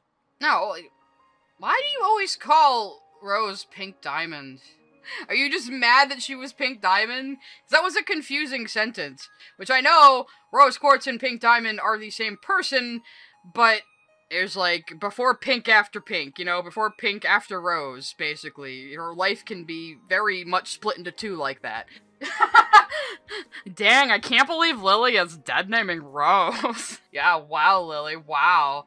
I mean, I will interchangeably call her Rose and Pink, but I usually call her Pink when I'm referring to her actions in the past, in the far past, and I call her Rose when I'm talking about her actions as Rose Quartz. You know, it just, to me, that makes more sense, because it gives people an idea of which time period you're talking about as well. Casual reminder, Pearl is gay. I feel someone writing the movie forgot that at some point. It's okay, it's crooner.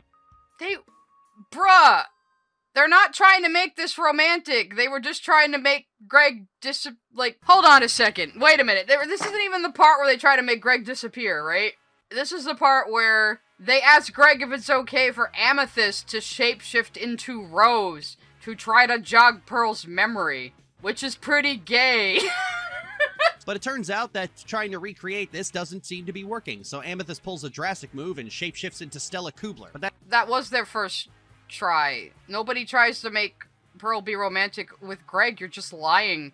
You're just misleading your audience on purpose at this point. Like, this isn't even a mistake you could make. This isn't even a misunderstanding about the scene you could have. You're just making this up just to make the movie look bad. Fuck you. That's what I'm saying. First, they try to have Amethyst shapeshift into Rose, and they ask Greg if he's okay with it, because, you know, Amethyst kind of traumatized Greg by shapeshifting into Rose to, like, you know, torment him because she was upset that they didn't have a close relationship anymore. They possibly had a fling of some kind after Rose was gone. If you read that subtext into Maximum Capacity. Still doesn't work, and she just keeps staring at Greg. Okay, I've been doing the conversion jokes for a little bit now, but honestly, it's a little creepy that they've gone with this bit for this fucking long. She's not treating him romantically at all. She's just being a Pearl. Don't worry, I can clap for you. She is being a assistant Siri maid, because that's what fucking Pearls are. But then Steven has an idea. Pearl's big moment of character development came after Rose committed suicide, so all he has to do is take Greg out of existence by... Rose didn't commit suicide. Okay, I'm gonna give my thoughts on why Rose made Steven. I think it is open-ended, and it's meant to be open-ending, and it should just be open-ended. Because we should never really get Rose's own thoughts, because the whole point is Steven is never going to be able to truly know Rose as a person. He can only know her through the eyes of other people. And that's gonna go for, like, any kid who has a dead parent who they've only ever heard about. It's kind of like that. So, he's never gonna really know what her exact thoughts and motives were, and it should stay that way. But, that being said, my theory is, Rose wanted to, in some way, become part of the life cycle of the Earth, because the planet meant so much to her, and gave her the kind of life she always wanted. And maybe to an immortal being, the idea of passing away and becoming components of the next generation of life could be like a fascinating concept to her, or a desirable concept to her. I don't like these interpretations that are all like, Rose committed suicide. I think that's a little too simplistic. I think, yeah, she wanted to become part of the life cycle of the Earth, and she wanted to become in some way human. So she is now half of a human being. In some regard. 'Cause, I mean, the gem left behind is basically, I guess, her corpse, if you want to put it that way.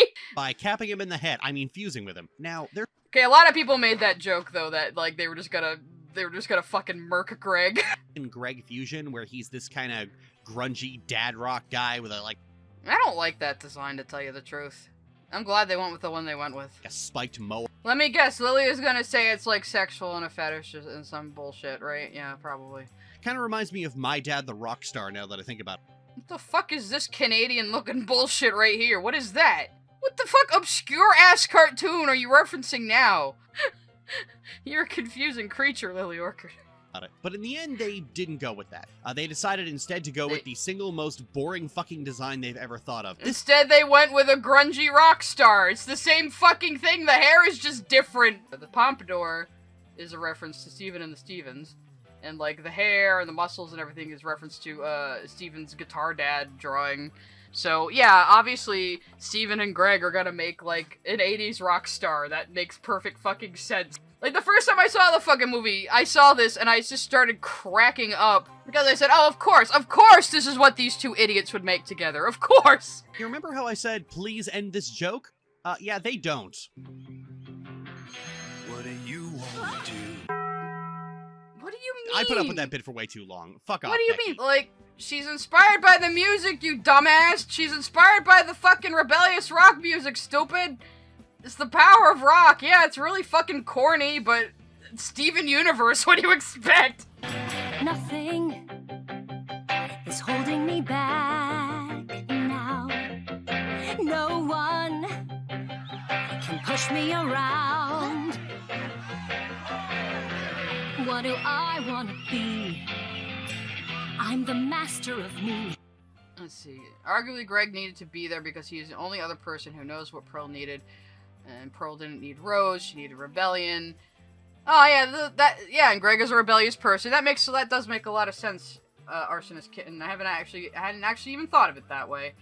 So I figured just Greg has to be in the movie because he's Greg and he's great and he has to be in the movie. It wasn't cute or funny, it was just creepy and weird. Even by your weeby Frau Engel. No, you are trying to say it was creepy and weird because you're cutting out all the ways it wasn't. You're cutting out all the ways they subverted the expected trope, but you're just trying to pretend it was the expected trope because either you weren't paying attention or you're being deliberately dishonest, which I'm more leaning toward the latter. Anyway, after they finish Pearl. Fuck was that about? Like, you fucking skipped the whole part with Opal, where Amethyst and Pearl fuse, and, you know, it's kinda gay. You skipped that whole fucking part? Because it doesn't fit your fucking narrative about the movie? Huh? After getting an explanation that Spinel used to be Pink Diamond's Curlia, Steven insists on running off alone, much to the chagrin of everyone around him, because Steven has a martyr complex at this point. Steven always had a martyr complex. What are you talking about? Future after it, where Steven's insistence on diving into danger is shown to be damaging his psyche, but all that is undercut by the fact that the show has so far glorified him doing this. Well, it's also undercut because it's a 90-minute fucking movie. It doesn't have time to, like, reprise all the themes of the show. It's not the point of it, dumbass. Given the fact that the show has so far centered entirely around this white boy talking down to women, people of color, and victims of tyrannical oppression... Like, that's just such a bad faith way to describe the show. Like, what if I describe Pokemon as, a society where instead of receiving public education, children are forced to leave home and survive on the streets while they capture and fight animals for profit? What if I said that, Lily? Would that be fair? Would that be a fair thing to say about fucking Pokemon? Or would that be a stupid, edgy, stupid-ass, fucking shit-ass thing to say? I can't even finish this thought. It's too ridiculous. Shit. Oh yeah, I jumped the gun. Spinelli used to be a playmate for Pink Diamond until Pink got bored of her and ordered her to stay there and not move a muscle while She didn't order her to stay there. Let's play a game. I'll show you how it's done. Here in the garden, stand very still. This'll be so much fun. Happy to listen, happy to play. Happily watching her drift away. Right off the bat with, like, the biggest misconception people have about the movie. The whole point is Spinel kept herself there. Spinel was the one hoping the relationship would resume. Spinel was the one clinging to something in the past that wasn't there anymore, but she was too afraid to move on, you know, so she was rooted in place. It's a metaphor. You know, those things we established you don't fucking understand, Lily. And Pink Diamond has done some fucked up shit throughout her 3 identities in this show, but I think this one's the most brazenly sadistic. Are you saying that Steven is an identity of Pink what are you, Jasper? You have Pink Diamond's gem, therefore you are Pink Diamond. Except you're not my diamond until you murder me. But the whole point of the ending, Lily, is that Steven is not his mother. Steven is a separate person from his mother. He is not the original Pink Diamond. That he has the Pink Diamond gem in him, yes, but he is not Pink Diamond. He is Steven. And he has always been Steven. He has never been a reincarnation of his mother. That was the whole point of the fucking ending. You dumb. And now you're about to say dumb things about Spinel's backstory, I'm sure. Thank you. I've been working on my Jasper impression. At the start of the show, Rose is this inspiring figure with regrets who still strikes hope in people, and now here's yet another person driven to suicidal, nihilistic despair at the mere mention. How is Spinel suicidal? Just because she let herself get hit with the rejuvenator, I guess? Maybe? I don't know. It's just a way to... They had to show us what she was like before, so that's the way to do that. God, you're dumb. The idea is interesting on paper, uncovering the bloody, despicable legacy of your parent. I mean, Steven is basically Rolf Mengele meeting one of the children his father experimented on, but... What? How did you even draw that comparison? Except that you just want to make Nazi jokes. Again. The fuck? Being done by fucking Crooniverse, whose entire creative well is filled only with bad anime and racist cartoons, complete with the... Okay, I need a second. This is like a gish gallop. You just say so many wrong things, rapid fire, all in a row, before anyone can fucking react, and then you move on.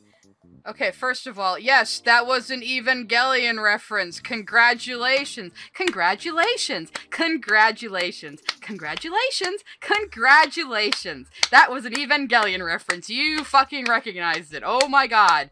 And it goes on for like 2 seconds. The anime references in Steven Universe are the best kind of references because even if you don't understand that it's a reference, it still makes sense in the scene. And it doesn't matter. Oh no! I'm just so astonished by this. And then you bring up with bad anime and racist Fantasia? What does Fantasia have to do with any of this? You just wanted to show the racist centaur in Fantasia in the middle of a Steven Universe movie for no conceivable reason other than you just want to draw a correlation between this and Rebecca Sugar somehow? Who on the Crooniverse ever said Fantasia is one of our main influences? Especially the little darky centaur. Yeah, we were totally totally inspired by that. Who anywhere said that, ever? You know, this scene was censored by the 1980s, right? By the time I saw Fantasia as a kid, and I'm 40, this was already censored. And Rebecca Sugar's younger than me, so she probably never would have seen the original version either. So what are you talking about? Why did you just want to show racist iconography in the middle of your fucking Steven Universe video? Why is this here, Lily? Just for shock value? Because you still think it's 2013? And you think this is how YouTube works still? I am so confused. So we've got this mixture of, ooh, everyone deserves a second chance, kindergarten rhetoric, smacked right next to the suicidal despair of a person who was treated like a disposable object by an actual monster and is coming to terms with the fact that it was never loved. You're calling her an it for some reason while you say this. You're saying, oh, poor Spinel, it was dehumanized. What the fuck is wrong with Ear-rending confession of all the pain Spinel has endured. The next words out of Steven's mouth are, I am shocked. Shocked. Well, not that shocked. I have never more wanted to grab... You didn't actually show his line, though. You showed a Fry meme instead. I can't believe Mom did that to you. Actually, I can totally believe it. It's a funny line. Fuck you. Grab this fucking franchise by its neck and yell, figure out your fucking tone! Are you a show for babies about forgiveness, or are you a show for teenagers about abuse and suicidal despair? The show is not about abuse and suicidal despair. You were just saying these things.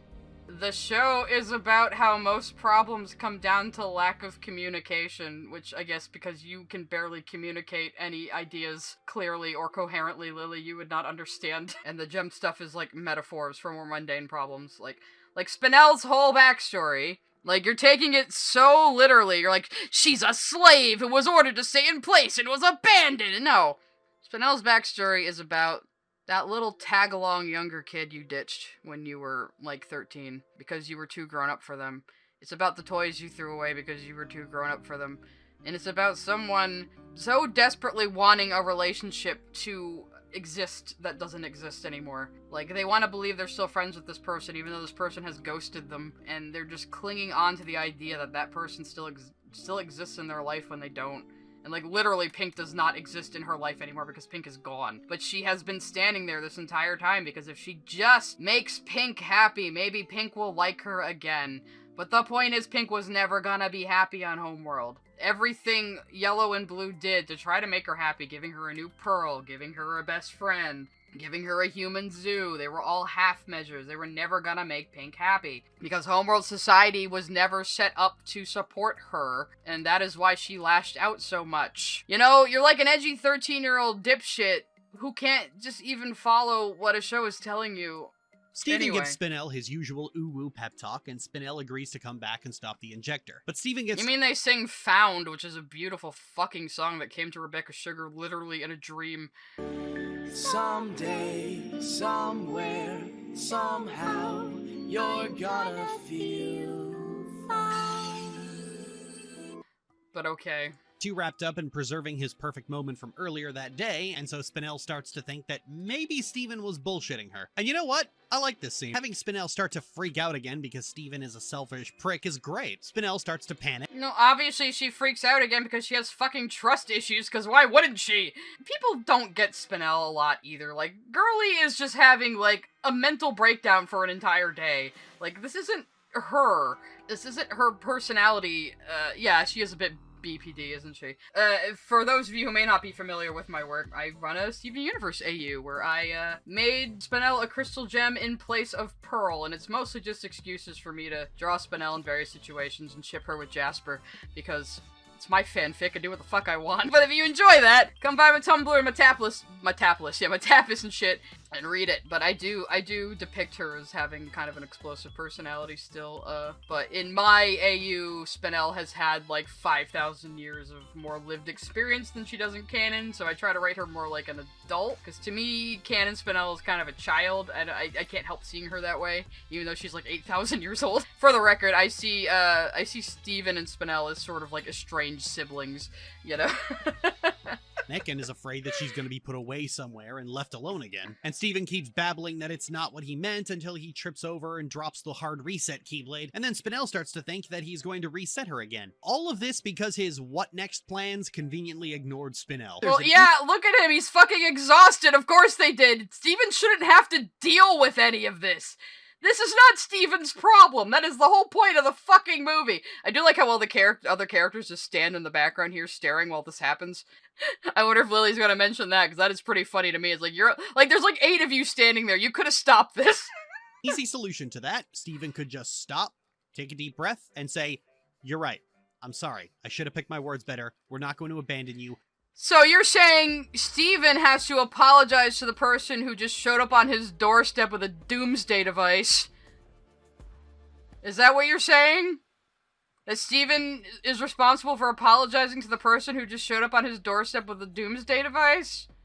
After you were just saying that it's Pink Diamond's fault, she made the diamonds corrupt the gems?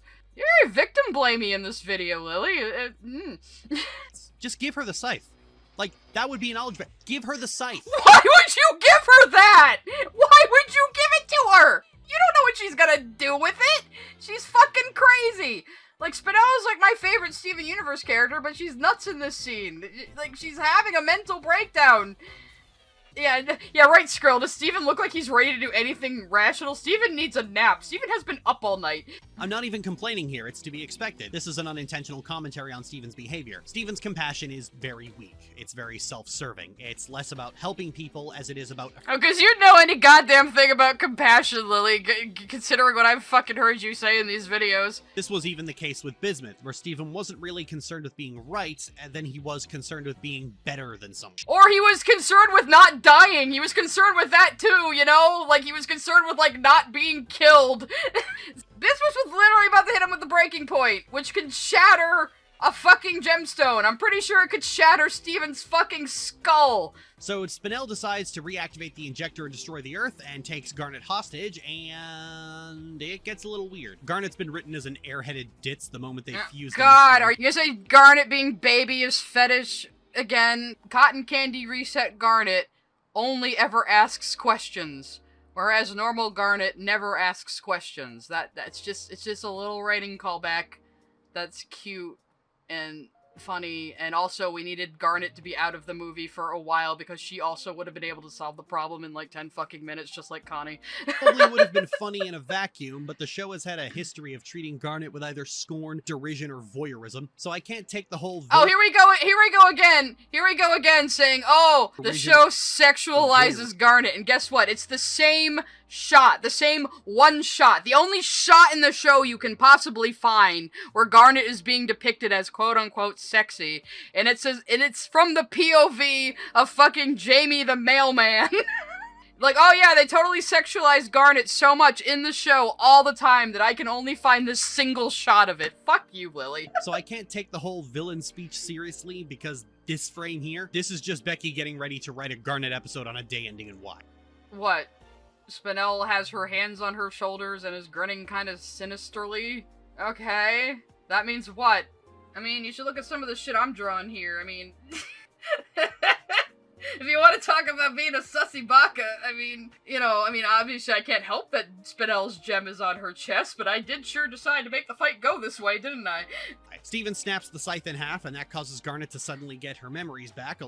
Because the truth made her memories come back, because that's what she's all about. And then she sings an awesome song. Open your eyes, open your eyes. It's the truth, it's the truth, it's the true kind of love. But Steven puts them on rescue duty so they don't steal his glory. Steven can't fight, but he's gonna try talking to her. He puts them on rescue duty so the movie has an excuse for him to be the only one who goes and talks to her, and also because, like, if they all just attacked her at once, that's not exactly going to de-escalate the situation, is it? Though, there is the joke to be made here that Lapis could have flown him. She could have, like, just picked him up and flown him to the top of the injector instead of making him climb, like, a solid vertical wall of glass. How is he even doing that? But... I will make fun of that part of the movie if Lily doesn't. But yeah, Lapis could have at least given him, like, a lift to the top of the fucking injector. Come on, Lapis, you suck so much. You just ruin everybody's day, Lapis. Why do you do that? Worst gem. Chasm and says that now that she knows Steven personally, she wants to kill him even more than she did that morning. Which is understandable. If you knew someone like Steven in real life, you'd want to bash his head in with a pipe wrench. I would have given you another half point for that joke if you didn't get so weird with it. If you just said that's understandable, that would have been funny, but then you went on too long. Openly wonders why his powers aren't back, despite the fact that he's right back where he started. So wait, you're not talking about the part where he says, like, he shouldn't be dealing with his mother's bullshit? A gem I barely know is trying to kill me. I'm paying for stuff my mom did that had nothing to do with me. I'm struggling with my powers. The world's about to end. What piece could I be missing? Like, you're just gonna ignore that part? Anything that could possibly contradict your narrative about this show, you just conveniently don't show people. Which, if you've watched the entire show, you will know that statement is not canon, but I guess... Except you didn't watch the entire show, because you haven't even seen fucking pool hopping! I'm not letting that go! He magically gets all of his powers back and fights Spinel while singing a youth pastor song about faith. The song called Change is a youth pastor song about faith?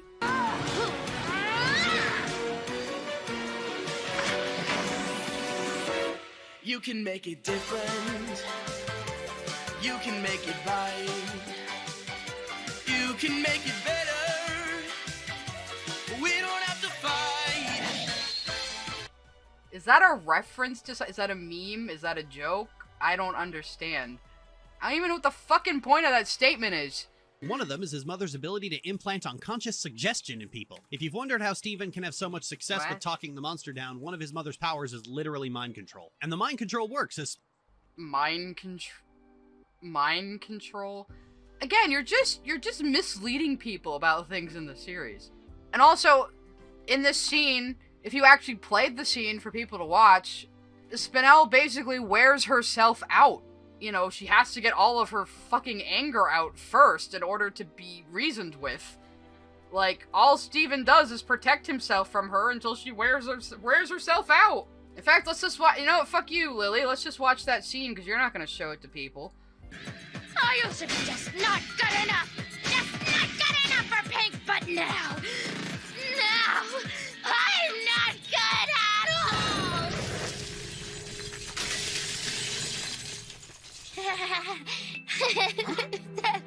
That's funny, right? At least you found me entertaining. You actually liked me, didn't you? What am I doing? Why do I want to hurt you so bad? I'm supposed to be a friend. I just want to be a friend. She had to come to this conclusion herself. Why is the video buffering? Oh no, what did I do? And the mind control works as Spinel breaks down into tears, the space penis explodes. Again, you're saying it's mind control that backed her down. So you're just lying about what happened in the scene. You're just fucking lying. And then you skip the part where Steven rescues her from the explosion, despite everything. And yeah, because it exploded, most of the biopoison got on the surface and not into the crust of the earth, and so everything was fine. Yeah, it's a kind of lame resolution, but the injector wasn't the important part about the musical anyway. It's just a fucking MacGuffin that Cartoon Network made them put in. Steven declares that there's no such thing as a happily ever after, just in time to go through his emo phase, starts eating dirt, and then has a conversation with Spinel about friendship just as the diamonds land on the planet. Honestly, I am so happy to see the diamonds. Just seeing these three cringe-ass psychopaths was the kind of levity I needed. Okay, cringe-ass psychopaths is a pretty good description of the diamonds, though, I'm not gonna lie. If they ever bring this show back, every episode needs to end with a reminder that these three were a decision the show made. The show could do with a little self-awareness. Steven Universe is one of the most self-aware shows I've ever watched in my entire life. So that doesn't explain the spontaneous singing while crying. Like, that was one of the first things I noticed about it. Like, all the way back in, like, Reformed, where Steven is trying to get everyone to take the fucking Crying Breakfast Friends quiz. And it's very clear that Crying Breakfast Friends is a stand-in for Steven Universe itself, and how fans of it, like, can't get anyone else into it, and no one else can understand why the fuck they like it. Do you understand that cartoon show? I don't understand anything anymore. Alright, there's not much left, hopefully. Hopefully nothing else will cause me a large amount of psychic damage. No, I can't guarantee that. Hell, White Diamond walks off giving the Boomer Mong guilt trip. That's fucking hilarious. Then Steven has the idea to pawn Spinel off on the Diamonds, sending her off into space to never see her again, all while the Diamonds are singing their crappy Doki Doki Literature Club song about their empty nest syndrome. Doki Doki Literature Club song? Like, how is that even? Is there even a piano in that song? Today, right here, right now, I'll love again. I've already found someone. Just let us adore you. Today, Come live right with us here, in the right past. now, There's a room waiting for I'll love again. I've already found someone. Just let us adore you. You just make these references randomly, like, with no rhyme or reason. The fuck is this? More Is like this your 11 minutes. That's like half of what show usually Is this are. your Yeah, more channel like mascot? 90 What is episodes. going Well, on? Bonnie, congratulations on figuring out your division. Thank you. And to answer your question, What is going every on? episode still has a complete 3-act structure, so their runtime is irrelevant. Oh, I see.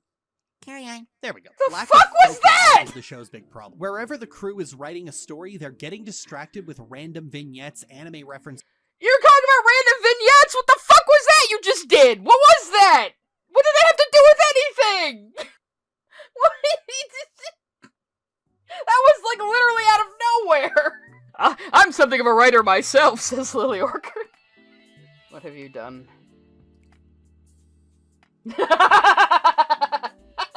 Okay, this is going on screen right now. You know, I'm something of a writer myself. Look, Lily, it's your persona! I'm so happy for you. Oh, hang on. The thing with Lily is that she loves fluffy coffee shop AUs more than anything. Well, those don't really make for good, like, actual shows. Imagine if you had a show that was just a coffee shop AU setup, but without any of the emotional attachment to the characters you would have pre-built in a fanfic. It would not work. And the main piece of original fiction I've been working on the last few years is called Scars, a story set in the 90s about two people who have been as close as they can possibly be since they were kids, contrasting their very different lived experiences. So Lily is actually writing a coffee shop AU, but an original work, and it's probably going to be exactly as boring as I said that concept sounded. It's a very quiet story. It's almost mundane. The thing is, when I talk about it, people ask me what my inspiration is, and they're very confused when I look them dead in the eye and say Kingdom Hearts. Is this why Kingdom Hearts has come up like 20 fucking goddamn times in this video when it's completely unrelated to anything you're talking about? So you could babble about how your original Donut Steel boring ass coffee shop webcomic is inspired by Kingdom Hearts? That anime game with Mickey Mouse in it where Donald kills a Power Ranger with a Dragon Ball laser. And if I were still 13, I'd have the same reaction. But as an adult replaying these games, I'm something of a writer myself. I replayed Kingdom Hearts as an adult and realized it's brilliant, which 13-year-old me just couldn't appreciate.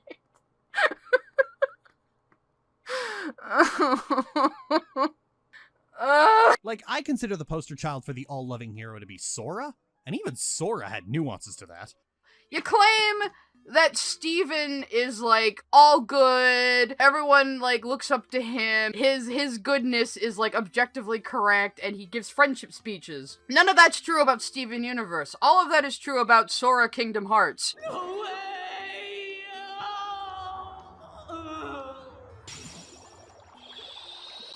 I will appreciate a Demix reference, though. Demix is the most important character in Kingdom Hearts, obviously. Kingdom Hearts is a complete fucking mess, but I at least like the first two games. I do. They were cute. The first game especially was at least, you know, simple and straightforward. The second one is really where they fall down the Squeenix hole and just start talking about the cornerstone of light and the whatever the fuck else. I'm gonna coin a new term and call this coercive world building. When storytelling decisions are made entirely to justify previous story decisions that are being questioned by the audience. Do you know how long it takes for an animated season of television to be made? And how the movie came out in 2019? It was greenlit in 2015. Because the turnaround on an episode, just one episode of animation, the turnaround is a year. So, you're trying to say that they're writing around questions from the audience, like, a year before those questions are even asked. Because usually, say when Season 3 is airing, the writing for Season 4 is already locked in, and they're starting to animate episodes. But you just want to, God, my head. I am gonna have an aneurysm. This is like the most brain-dead thing I've ever heard. Any reasonable person would go, "This bitch fascist," and kick White Diamond out of a fucking window. And in response... You mean that's what you think? But, some of us actually pay attention to the fucking story and what is being communicated to us, unlike you. Apparently when you watch television shows, Lily, you just sit there hallucinating the show you wish you were watching, and then when that doesn't happen, you get mad. And Becky goes, you can't because, the goop that makes the gems comes from the diamonds, and... 40th episode of the first season. I'm pretty sure this is the one where they go to the kindergarten. Yep. So the first time we see injectors is in Season 1. So clearly there must be something in those injectors that creates gems. Right? And we know each diamond has their own quart with gems that, are roughly the same colors as them, or all the gems we see can be combinations of any of the diamonds. I mean, it's pretty clear from inference, pretty early on, that there is something in the injectors that is able to make gems. So it's not like this was a last-minute thing they thought of. To be fair, we didn't know it was diamond cum, specifically. Do you have to call it that? I would expect nothing less from my chat.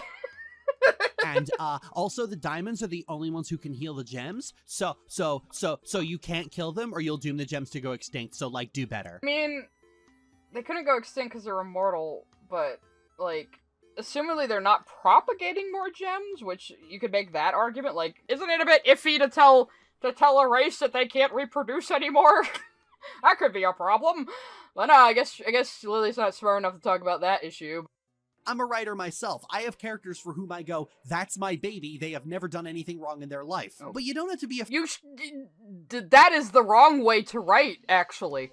Look, I am a very big proponent of the concept of kill your darlings. I do believe Stephen King coined it. What kill your darlings means is if something isn't working for the story, whether it be a scene, a concept, a character, no matter how much you love that idea and really, really want it to be in there, or love that character and really, really want it to be in there, if it's not working for the plot, you get rid of it.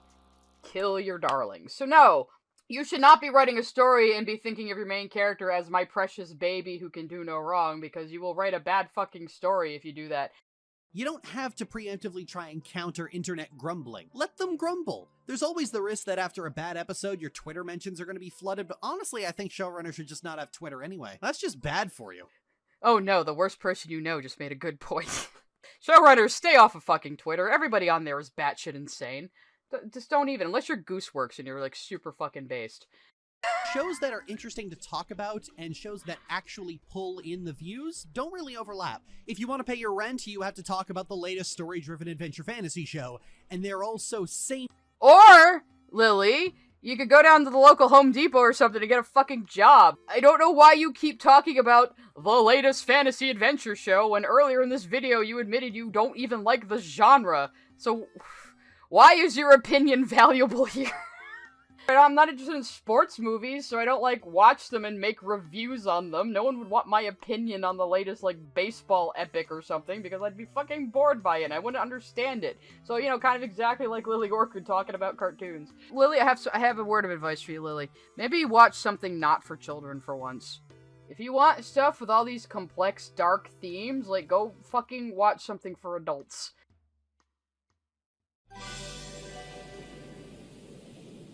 Yeah, you're wrong. You're still wrong. You're still very wrong. You got more wrong as this video went on. At first I was, kind of fine. I was just giggling and poking a little fun here and there. And then you started saying some weird shit about that one scene being actually about a white woman assaulting a black woman somehow. And it's okay. I'm a little uncomfortable now. I think there's a fundamental difference between being wrong about something and your opinion and analysis changing over time. That's the...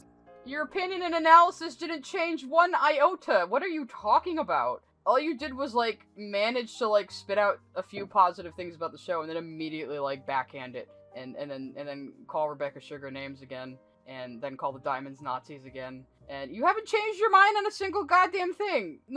Then you just talked about Kingdom Hearts and misunderstood Shoujo Kakume Atena for like half an hour. That's all this video was. Steven Universe, at least, has a lot of things to unpack. It's fascinating to do that. I could sit here and look at episodes that work and compare and contrast them to episodes that don't for— Please do, because it would be very funny. Probably infuriating, but also very funny. Hours upon hours upon hours if I wanted to. And I do want to. But I mean, Hip is making videos on Steven Universe now that are getting more hits than yours, so... And we all know you only made this because Hip made his video about you, so... yeah. If I wanted to, but I don't want to because Rebecca Sugar, she ran over my dog. But I understand when a video has gotten too long. You understand when a video has gotten too long? Like, you could have cut out half the shit you were talking about Kingdom Hearts and your own therapy and misunderstanding Utena. If you cut all that shit out, this fucking video would be half an hour long. The more in-depth and nuanced criticism was a lot harder and would get you harassed for 5 years. Nuanced and in-depth criticism? Is that what you think you did? Is that what you think you did? Really? Everyone's been telling you for years and years that you're just fucking stupid and you didn't understand the show and you can't follow a children's show. You went into it wanting to hate it and you just admitted that you were so angry in the video because you were angry at unrelated things in your life. So, like, what are you talking about? I will confess that out of all the shows I've covered, Steven Universe is the most fascinating to talk about because the problems it has are unusual for any Except show. You don't say anything about it. You just make up shit. You just make up shit about it to vilify it. That's all you do. How can it possibly be interesting to talk about to you? Because you don't understand its themes, you don't understand its characters, and you hate the creator for unknown reasons because, I don't know, she stole your puppy when you were kids? What the fuck is your problem with Rebecca Sugar? Like, what did she possibly do to you, Lily? But honestly, I don't really think there's some dark truth to Rebecca Sugar. I think the truth is— Really? Because you just accused her of being a pedophile at the very beginning of this fucking video. Like, you outright implied it because of a little joke painting that was a callback to an episode you didn't watch. When your main inspiration is Utena, and you sit down to write a Do not start talking about Utena again! I will find you, Lily! I will find you!